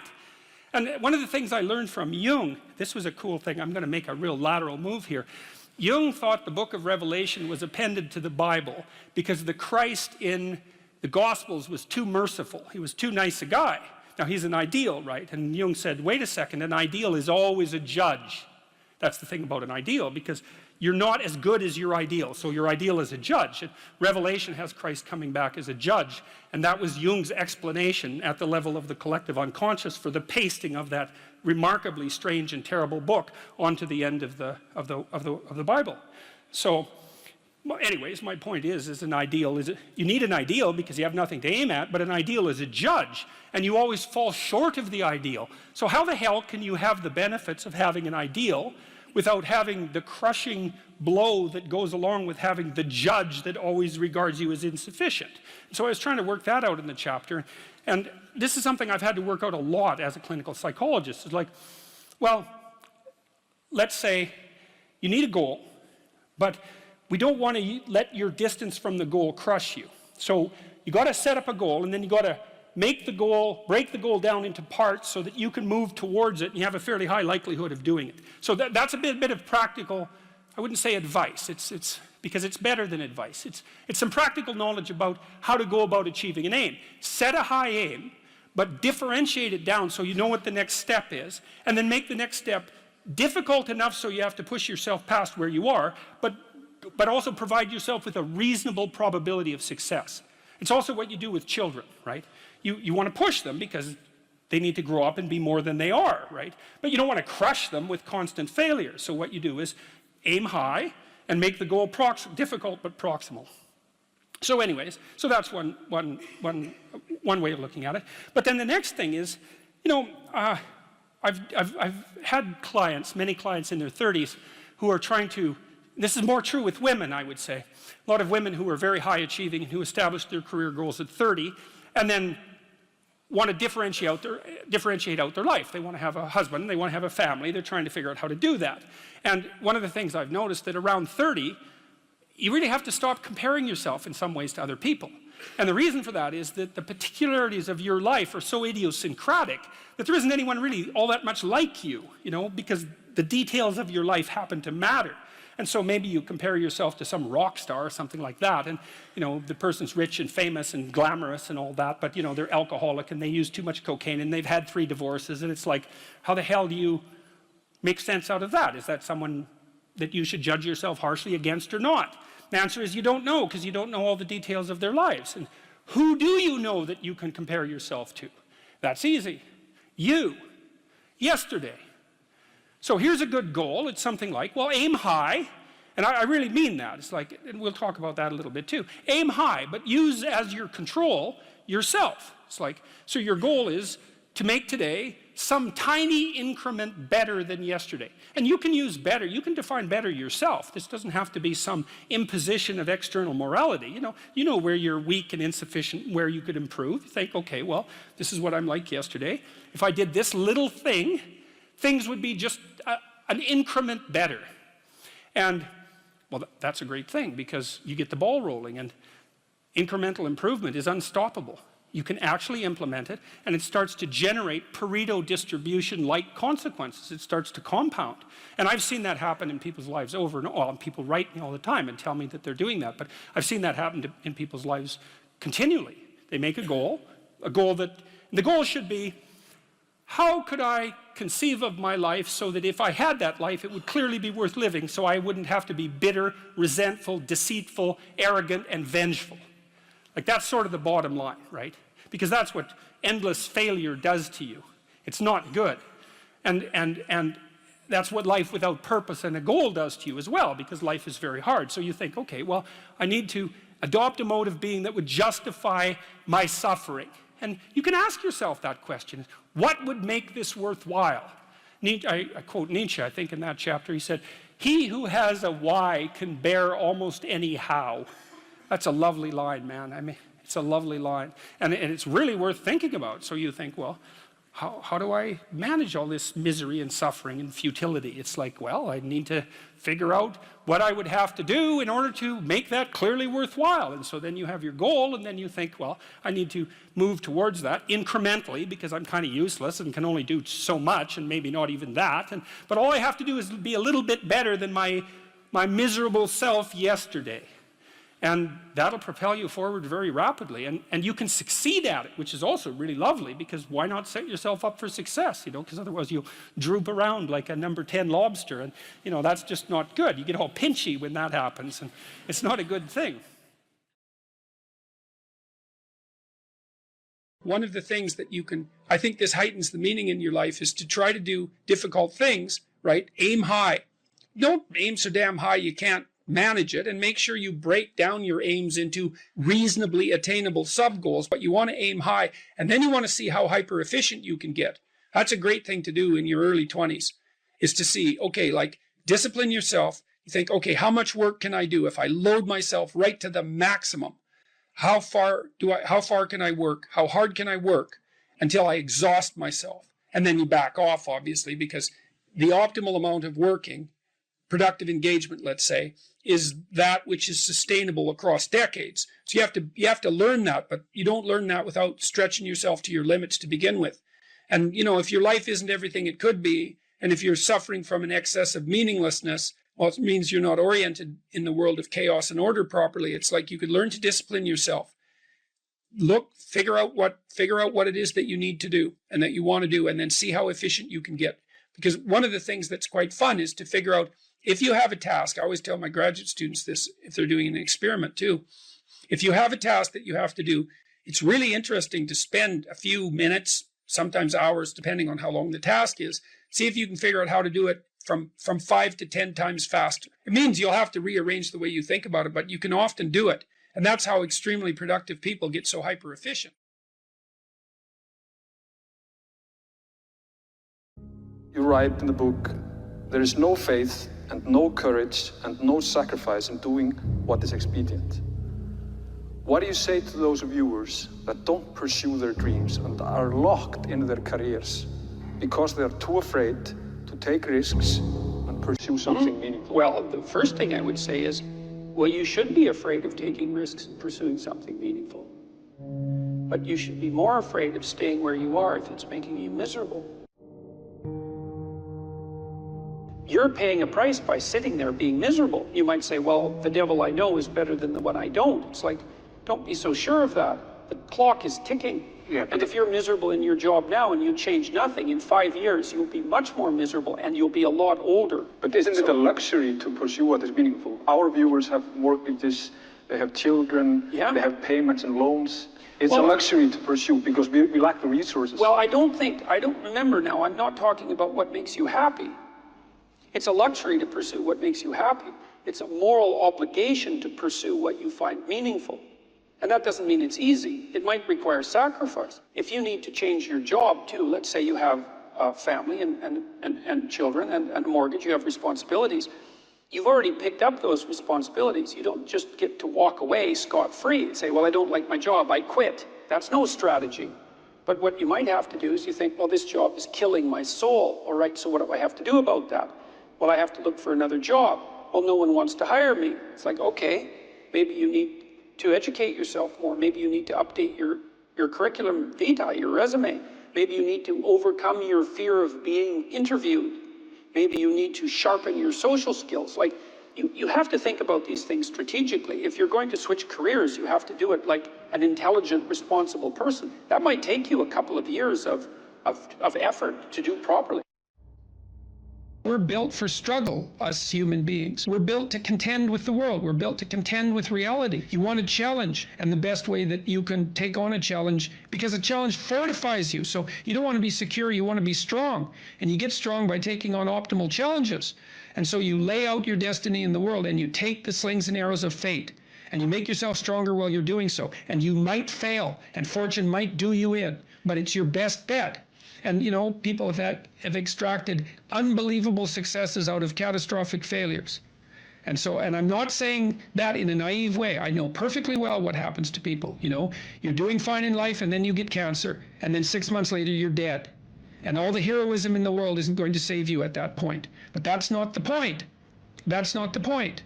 Life is bounded by mortality, but that doesn't mean that you don't get out there and contend, and you develop by contending, and you minimize the net amount of suffering in the world. And that's something, man, that's something to do.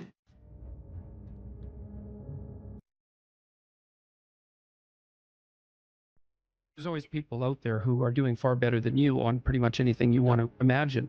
And if all you're doing is seeing yourself in their reflected light, let's say, then it's going to be pretty damn dismal. But it's not a good comparison because, well, first of all, there's danger in just comparing yourself to others, period, because they're not you. And God only knows what struggles they had to undertake to get to where they were, or what burdens they're currently carrying that you're not aware of.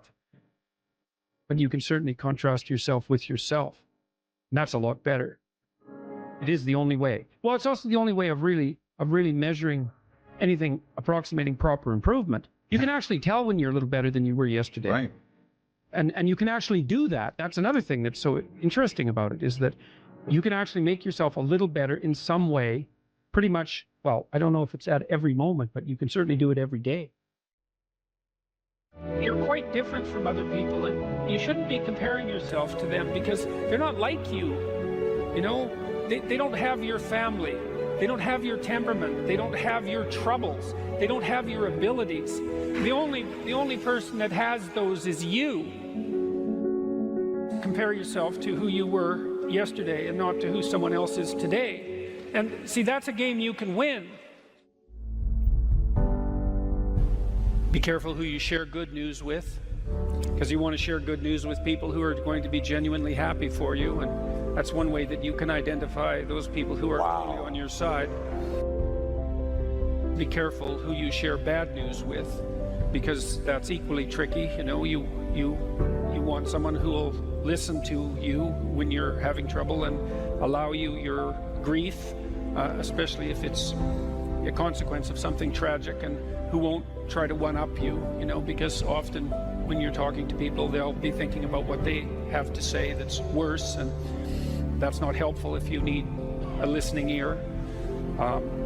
Make one room in your house as beautiful as possible. I talked a lot already about the necessity of cleaning your room, which is, you know, in some sense a foolish piece of advice because it seems so obvious, but it's not obvious at all. And you'll find if you try it, especially if you're in a household that's not very functional, that you'll encounter obstacles that you couldn't imagine existed while you're trying to put your life in order. And you can take your surroundings beyond order and move towards beauty, and that's unbelievably useful. One of the things that I've been you know, there's lots of different ways to interpret the world, and you can maybe even make a case that there's an endless number of ways to interpret the world. And the problem with that is that it kind of disorients you in terms of what you should be doing. But just because there's a very large number of ways to interpret the world doesn't mean there's a very large number of productive, meaningful, and sustainable ways to interpret the world. And one of the things you do have to do is figure out how you can conduct yourself today so that you don't upset the apple cart in a week or a month or a year. And so, you know, what you do in some sense psychologically is you admit to yourself that your current frame of reference is faulty. Mm-hmm. And then you start opening the door to a different kind of thinking, which is more creative thinking. It's more lateral thinking. You think, well, I'm wrong, but that's not necessarily a problem because I could be right if I thought some other way. Well, you know, that's great. Often it works. Yeah. And there's almost no end to the utility of trying to figure out which ways that you're wrong. Yeah. Because there's lots of them. And every time you discover one, then you don't have to be quite so wrong anymore. That's a really good deal. Yeah. It's from the uphill climb that we derive our value, and I mean this technically. So almost all the positive emotion we feel, especially the emotion that fills us with enthusiasm, and that's experienced in relationship to a goal. And so in some sense, you want a goal that you can never attain. So you can always move closer to the goal that recedes as you move towards it. You think, well, that's frustrating. It's like Sisyphus pushing the rock uphill. But it's not, because as you pursue that goal, you put yourself together and your life does get better and richer and more abundant. And that's why the highest levels of virtue and goal are in some sense transcendent. You want them to be above everything you're doing so you can continually move towards something that's more sublime and better. That's what you are. You're here to live, not to sleep. And the problem with the vision of Mai Tais on the beach is that, well, first of all, that's a vision of drug-induced unconsciousness. Second, it's only going to work for about a week. Third, you're going to be a laughingstock in a month and depressed and aimless and goalless. You want a horizon of ever expanding possibility. And so it does happen to people because they've staked their soul on the attainment of an instrumental goal. And it can be a pretty high order goal, but then you think, now I'm there, now what? Well, the answer can't be, well, I'm going to live in the lap of luxury and never have to leave what do you want to be, a giant infant with a gold bottle? You never have to do anything but lay in your back and suck. It's like, you see the problem with that as a conceptualization. It's no, you want to be like an active warrior moving uphill with your sword in hand. And that's dynamic, that's exciting. Lay a disciplinary structure on yourself, get the chaos in check, and then you can move towards a state that's freer. It's discipline first. Like, look, if you're going to become a concert pianist, there's going to be several thousand hours of extraordinarily disciplined practice. That's the imposition of order on your potential, let's say. But what comes out of that is a much grander freedom. And so virtually every freedom that you have in life that's true freedom is purchased at the price of discipline. That it's not some casual self-help doctrine. It's that if you don't organize yourself properly, you'll pay for it, and in a big way, and so will the people around you. And I would say, start where you can start. You know, if something announces itself to you as in need of repair, that you could repair, then hey, fix it. You fix 100 things like that, your life will be a lot different. Now, I often tell people too, fix the things you repeat every day, because people tend to think of those as trivial. You get up, you brush your teeth, you have your breakfast, you know, you have your routines that you go through every day. Well, those probably constitute 50% of your life. And people think, well, they're mundane, I don't need to pay attention to them. It's like, no, that's exactly wrong. The things you do every day, those are the most important things you do, hands down. People are afraid of the truth because often if you reveal it, it causes conflict in the moment. Telling the truth is definitely an adventure. Seeking for sure, but also telling. Another way of going about it is to just say what you think and see what happens. That's an adventure, because you don't know what the outcome is going to be. So look, there's this old idea that it's necessary to have faith in the truth. And so here's a way of thinking about that. Someone asks you a question and you might think, well, here's the outcome I want, and so here's how I'm going to answer that question. So that's one way of approaching it. But another way of approaching it is, you ask me a question, I'm going to think about the answer, and I'm just going to tell you what I think. And it doesn't matter what the outcome is, because I'm willing to see what the outcome will be, predicated on the idea that there isn't a better outcome than the one that truth produces. Even if it's harsh and terrible in the short term, and sometimes it is, it's like there isn't a better way of doing it. Now, you might say, well, how do you know that? And the answer is, well, I don't know that. That's why it's an article of faith, because I believe, and I believe this deeply, the being that you produce as a consequence of telling the truth is good, by definition, even though it's harsh and often uncomfortable, because you get in trouble. One of the things that I've really learned recently, or learned to articulate better, is that there's a very tight relationship between aspiration and responsibility. The first question might be, do you need to aspire to something? And the answer is, well, yes, because you have to do something. If you just sit there, you'll die. You can't just sit there. You have to go act out in the world. Okay, so act towards what? Well, that's whatever your aspiration is. You have to have an aim. Okay, well, what should the aim be? Well, it should be something worth doing, let's say. Why do something that you don't feel is worth doing? What do you think's worth doing? Well, if you watch other people and you judge when they're doing something worthwhile, you usually judge them positively if you see that they're taking responsibility, at least for themselves. What, do you want to be completely useless so other people have to take care of you? That's pretty pathetic. And maybe you could get your act together so you're taking care of yourself and your family. And maybe you could even do better than that and take care of yourself and your family and your community. Well, good for you. That's responsibility, and that's an aim. Well, here's one of the things that's cool about that, is that your life doesn't have meaning without aspiration or an aim. Okay, so you need a hierarchy of values. There's got to be something at the top. It's got to be something important. If you don't have that, your life doesn't have any meaning. So if you criticize the hierarchy, or even the idea of hierarchy, you destroy the idea of aspiration, and then people have nothing. Well, that's not helpful. People are built for a struggle, and they're built for a weight, and you want to take on a heavy burden voluntarily. See if you can put yourself together. See what you can do out in the world while you're waiting to die. It's an all-in game. It better be worthwhile. The great people I know are brutally truthful to themselves and other people, and they have insanely adventurous lives. Get rid of everything you say that you only say to impress other people, and just see if you can say what you believe to be true. That's an adventure. That's the thing about the truth, you know? Well, you got to ask yourself, if you're not speaking the truth, who is it that's talking? If you're saying something that you do not believe to be true, it's not you talking. It's something else. It might be the part of you that wants to manipulate the other person into delivering what you think you want from them.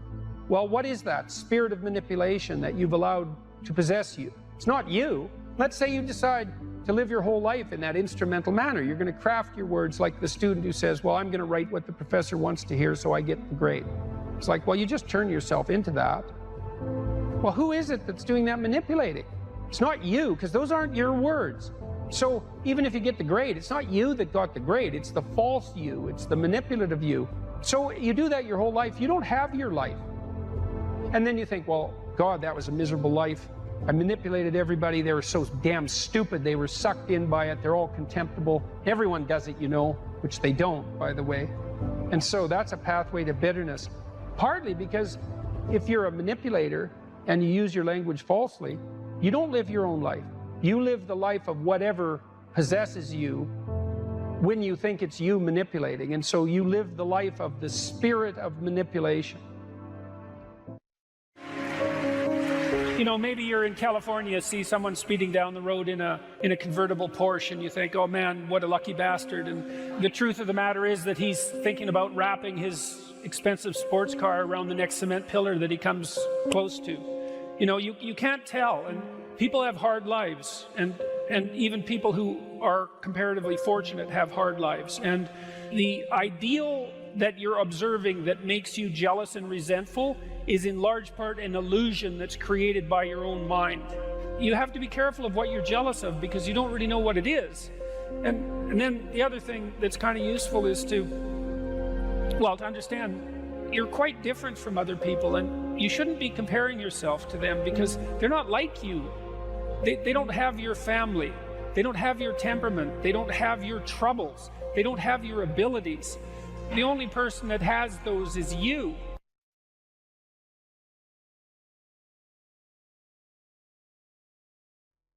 Yeah, well, we're not animals in a zoo. Like we're not camels in a zoo. We're not herbivores, you know. And just because we have enough straw doesn't mean we're going to lose our unbelievable capacity for destructive creation. And we don't know how to harness that, you know. And I've been trying, I suppose, in some sense, to meet that desire for a call to adventure with what I'm writing and with my lectures, and to use responsibility in this moral domain as a battle that's of sufficient intensity to engage young people in particular property. It's like, get yourself together, see how difficult that is, see what you can do, put yourself together, stop doing the things you know to be wrong, and see what happens. Put yourself together. And there's been an unbelievable response to that. And I think it's harmless in some sense, or as harmless as such things can be, because it is focused. It's like, change you. Leave the other people alone. Or if you want to change them, maybe you can do it through example. You know, but they're not the problem. You have enough problems with yourself. It's like, well, what are you complaining about? You've got enough to eat. It's like, fair enough, you know, who wants to starve, right? And so it's even hard to fight against. Well, I should be grateful for that. And yes, you should, but it's not enough.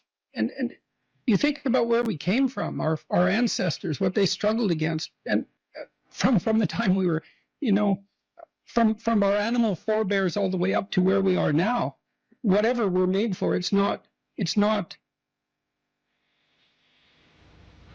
Twinkies and TV. You know, it's not willful blindness and the comfort that brings. It's not enough. And so we need this adventure. And that's something we're going to all have to contend with, because if we don't get the adventure right, then we'll get it wrong, and it'll lead us in terrible places. One of the things I've said that people have repeated many times, and that it's in memes and you can buy it on, you know, merchandise items and that sort of thing. A good man is a very dangerous man who has himself under control. And no one ever says that. So you say to young men, look, like, your job is to be as dangerous as you possibly can be in every possible direction, and to control that, right? Not to be harmless and slothful and contemptible even in your own eyes. And that way you get the power of the shadow. You don't have to dispense with the anger and the aggression. You can integrate it. And that's way better. I mean, I had a remarkable conversation with Jocko Willink.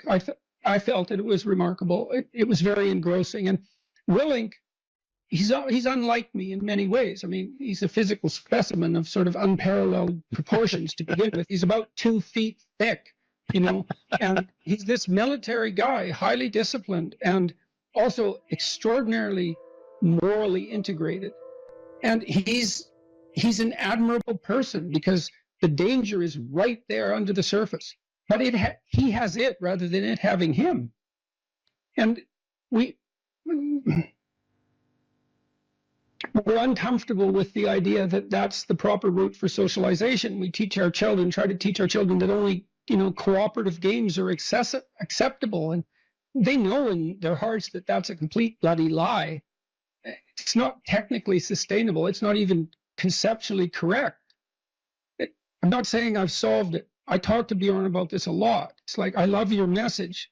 Wouldn't it be wonderful to eradicate absolute poverty? And he does this great job technically of rank ordering global concerns, doing a cost benefit analysis that's methodologically rigorous and saying, look, we can devote money here. We'll get a 20-to-1 return, mostly in child nutrition, as it turns out. Couldn't we do an immense amount of good with targeted spending?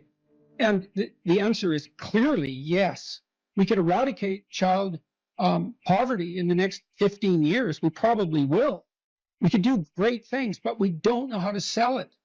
And that's a huge problem. I've never had more of a response from a crowd than when I draw a relationship between responsibility and meaning. Without fail, that brings the crowd to silence. And it's because that connection hasn't been made explicit sufficiently, I would say, is that we find meaning in responsibility. And there is a messianic call that's embedded in this. And you can translate that into get yourself together, see what you could become. And, much of Beyond Order is exactly that. It's push your limits, move beyond yourself, discipline yourself, but move beyond that discipline. Don't let that order constrain who you could be, because it's not a high enough order yet. And I would say it looks like that is attractive to young people, and perhaps specifically to young men, but not only to young men, and not only to the young. So, well, that's a problem that we have to address is, we are doing a lot of things right, but it's not romantic enough. The clinical experience and my lecturing experience has been unbelievably positive in the main. And the clinical experience was positive because I was always on the side of the part of the person that was oriented towards their own health and improvement. That was part of our contractual pact. I'd often make that explicit. It's like, I'm not here for unconditional positive regard. I'm on the side of the part of you that wants everything to be better, and we're going to discover where that is, and we're going to work to facilitate it. And people loved that, and it was so gratifying to engage in that work. It was constantly positive. I worked with a huge variety of people, from people who had nothing, no gifts, and were just off the edges of the world, to people who were unbelievably talented and gifted, the whole gamut. And that was absolutely wonderful to see that range of people. And the lecturing has been the same way. Like the lecture tour I did was immensely positive, too much positive even. You wouldn't think that would be possible, but it is possible. And I'm very positively oriented towards human beings in the main, despite I think we're great, flawed and terribly, but no wonder. No wonder. I mean, the burden we bear is absolutely, it's absurd. The existentialists made much of that. We have an absurd existence. We're aware of our own mortality. God, and we're animals. We're aware of our own mortality. What a burden. And yet here we are. And much of the time we're not corrupt and horrible. It's a miracle. So, it's a word of encouragement. And that's what people are responding so positively to in a time where everyone is told this story that, human activity is all a struggle for power, and that we're fundamentally a destructive force, and that we should rein ourselves in. And I'm not selling that message. It's a word of encouragement. You could be more than you are, and wouldn't that be great for everyone, including you? So imagine you're dealing with someone who's hoarding. Now, people who are hoarding are often older or neurologically damaged, or they have obsessive compulsive disorder. But then you walk into their house and there's like 10,000 things in their house. There's maybe 100 boxes, and you open up a box, and in the box there's some pens and some old passports and some checks and their collection of silver dollars and some hypodermic needles and some dust and a dead mouse and there's boxes and boxes and boxes like that in the house. It's absolute chaos in there. Absolute chaos, not order. Chaos. And then you think, is that their house, or is that their being? Is that their mind? And the answer is, there's no difference. There's no difference. So, you know, I could say, well, if you want to organize your psyche, you could start by organizing your room. If that would be easier, because maybe you're a more concrete person and you need something concrete to do. So you go clean up under your bed and you make your bed and you organize the papers on your desk, and you think, well, just exactly what are you organizing? Are you organizing the objective world, or are you objecting your field, or are you organizing your field of being, like your field of total experience? And Jung believed that, and I think there's a Buddhist doctrine that's sort of nested in there, that at the highest level of psychological integration, there's no difference between you and what you experience. Now you think, well, I can't control everything I experience, but that's no objection, because you can't control yourself anyways. So the mere fact that you can't extend control over everything you experience is no argument against the idea that you should still treat that as an extension of yourself. So you could say, well, let's say you have a long-standing feud with your brother. Well, is that a psychological problem? Is that him? Is it a problem in the objective world, or is it a problem in your field of being? And it's very useful to think that way, because you might ask, what could you do to improve yourself? Well, let's step one step backwards. The first question might be, why should you even bother improving yourself? And I think the answer to that is something like, so you don't suffer any more stupidly than you have to. And maybe so others don't have to either. It's something like that. You know, like there's a real injunction at the bottom of it. It's not some casual self-help doctrine. It's that if you don't organize yourself properly, you'll pay for it, and in a big way, and so will the people around you. Now, and you could say, well, I don't care about that, but that's actually not true. You actually do care about that, because if you're in pain, you will care about it. And so you do care about it, even if it's just that negative way, you know. It's very rare that you can find someone who's in excruciating pain who would ever say, well, it would be no better if I was out of this. It's sort of, pain is one of those things that brings the idea that it would be better if it didn't exist along with it. It's incontrovertible. So you get your act together so that there isn't any more stupid pain around you than necessary. Well, so then the question might be, well, how would you go about getting your act together? And the answer to that, and this is a phenomenological idea too, it's something like, look around for something that bothers you and see if you can fix it.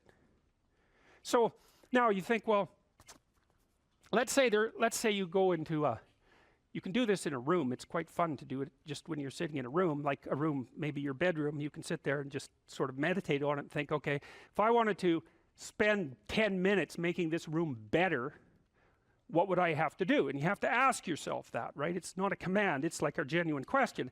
And things will pop out in the room that you know, like there's a stack of papers over there that's kind of bugging you, and you know that maybe little order there would be a good thing, and you know, there's some rubbish behind your computer monitor that you haven't attended to for like 6 months, and the room would be slightly better if it was a little less dusty and the cables weren't all tangled up the same way. And like, if you allow yourself just to consider the expanse in which you exist at that moment, there'll be all sorts of things that'll pop out in it that you could just fix. And you know, I might say, well, if you were coming to see me for psychotherapy, the easiest thing for us to do first would just be to get you to organize your room. You think, well, is that psychotherapy? And the answer is, well, it depends on how you conceive the limits of your being. And I would say, start where you can start. You know, if something announces itself to you, which is a strange way of thinking about it, as in need of repair, that you could repair, then hey, fix it. You fix 100 things like that, your life will be a lot different. Now, I often tell people too, fix the things you repeat every day, because people tend to think of those as trivial, right? You get up, you brush your teeth, you have your breakfast, you know, you have your routines that you go through every day. Well, those probably constitute 50% of your life. And people think, well, they're mundane, I don't need to pay attention to them. It's like, no, that's exactly wrong. The things you do every day, those are the most important things you do. Hands down. All you have to do is do the arithmetic. You figure it out right away. So 100 adjustments to your broader domain of being, and there's a lot less rubbish, and there's a lot less rubbish around, and a lot fewer traps for you to step into. And so that's in keeping with Jung's idea about erasing once you've got your mind and your emotions together, and once you're acting that out, then you can extend what you're willing to consider yourself and start fixing up the things that are part of your broader extent. Now, sometimes you don't know how to do that. So you might say, imagine you're walking down Bloor Street and there's this guy who's like alcoholic and schizophrenic and has been on the streets for 10 years. He sort of stumbles towards you and, you know, incoherently mutters something. That's a problem. And it would be good if you could fix it, but you haven't got a clue about how to fix that.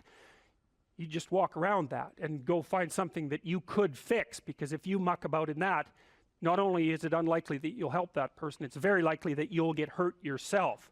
So, you know, just because while you're experiencing things announce themselves as in need of repair doesn't mean that it's you right then and there that should repair them. You have to have some humility.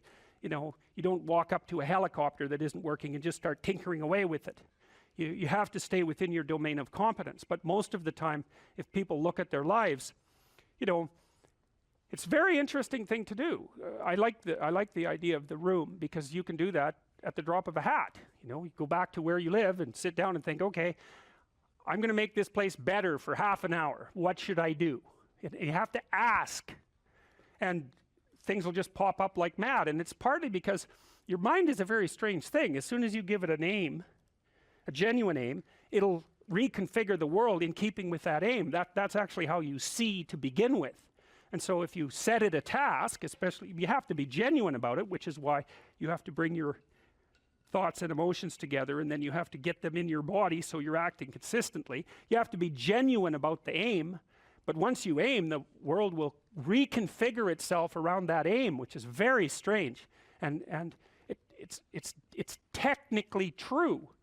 You know, the best example of that, you have all seen this video where you watch the basketballs being tossed back and forth between members of the white team versus the black team, and while you're doing that, a gorilla walks up into the middle of the video and you don't see it. It's like, you know, if you thought about that experiment for about 5 years, that would be about the right amount of time to spend thinking about it, because what it shows you is that you see what you aim at.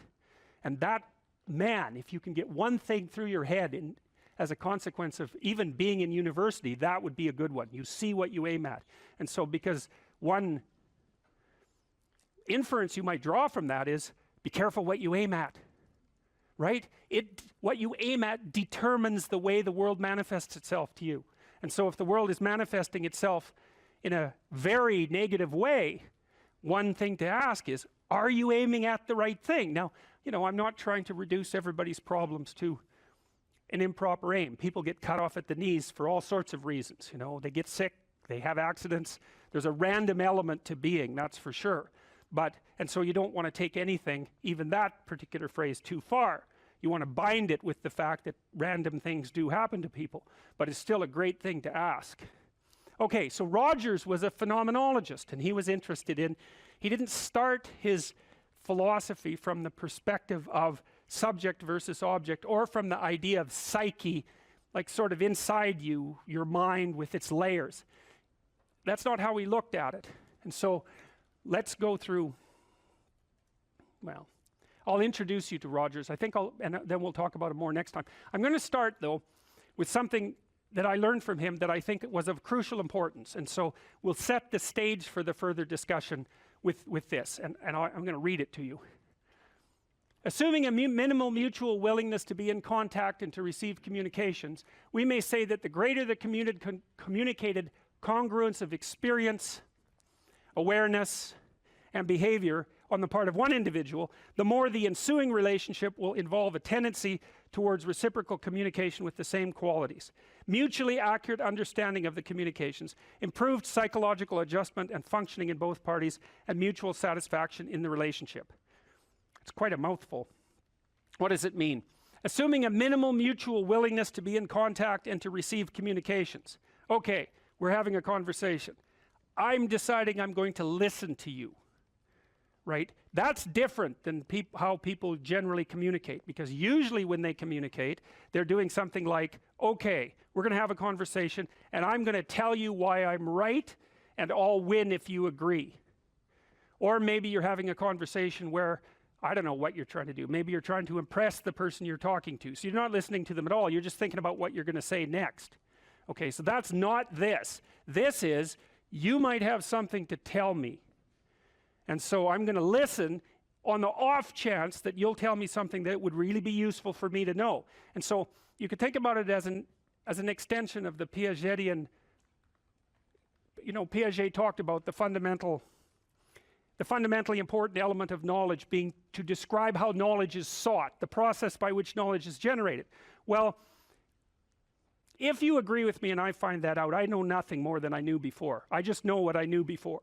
And maybe I'm happy about that because, you know, it didn't get challenged. But I'm no smarter than I was before. But maybe you're different than me, and so while I'm listening to you, you'll tell me something I don't like. Maybe it's something I find contemptible or difficult, whatever. Maybe you'll tell me something I don't know, and then I won't be quite as stupid. And then maybe I won't run painfully into quite as many things. And that's a really useful thing to know, especially if you live with someone and you're trying to make long-term peace with them, is they're not the same as you. And their way they look at the world and the facts that they pull out of the world aren't the same as your facts. And even though you're going to be overwhelmed with the proclivity to demonstrate that you're right, it is the case that two brains are better than one. And so maybe 9 of the 10 things they tell you are dispensable, or maybe even 49 out of 50, but one thing, all you need to get out of the damn conversation is one thing you don't know. And one of the things that's very cool about a good psychotherapeutic session is that the whole conversation is like that. All you're doing is trying to express the truth of the situation as clearly as possible. That's it. And so now Roger's proposition, and I'll tell you why he derived it, was that if you have a conversation like that with someone, it will make both of you better. It'll make both of you psychologically healthier. So there's an implicit presupposition that the exchange of truth is curative. Well, that's a very cool idea. I mean, it's a very deep idea. I think it's the most profound idea. It's the idea upon which Western civilization, although not only Western civilization, is actually predicated. The idea that truth produces health. But for Rogers, that was the entire purpose of the Psychotherapeutic Alliance. You come to see me because you want to be better. You don't even know what that means necessarily, neither do I. We're going to figure that out together. But you come and you say, look, things are not acceptable to me, and maybe there's something I could do about that. So that's the minimal precondition to engage in therapy. Something's wrong, you're willing to talk about it truthfully, and you want it to be better. Without that, the therapeutic relationship does not get off the ground. And so then you might ask, well, what relationships are therapeutic? And the answer to that would be, if you have a real relationship, it's therapeutic. If it isn't, what you have is not a relationship. God only knows what you have. You're a slave, they're a tyrant, you know, you're both butting heads with one another. It's a primate dominance hierarchy dispute. Oh, I don't know, you're like two cats in a barrel, or two people with their hands around each other's throats. But what you have is not a relationship. So, all right. We may say that the greater the communicated congruence of experience, awareness, and behavior on the part of one individual, that's a reference to the same idea that I was describing with regards to Jung. So let's say you come and talk to me and you want things to go well. Well, I'm going to have to more or less be one thing, because if I'm all over the place, you can't trust any continuity in what I say. There's no reason for you to believe that I'm capable of actually telling you, I'm capable of expressing anything that's true. So the truth is something that emerges as a consequence of getting yourself lined up and beating all the, what would you call, all the impurities out of your soul.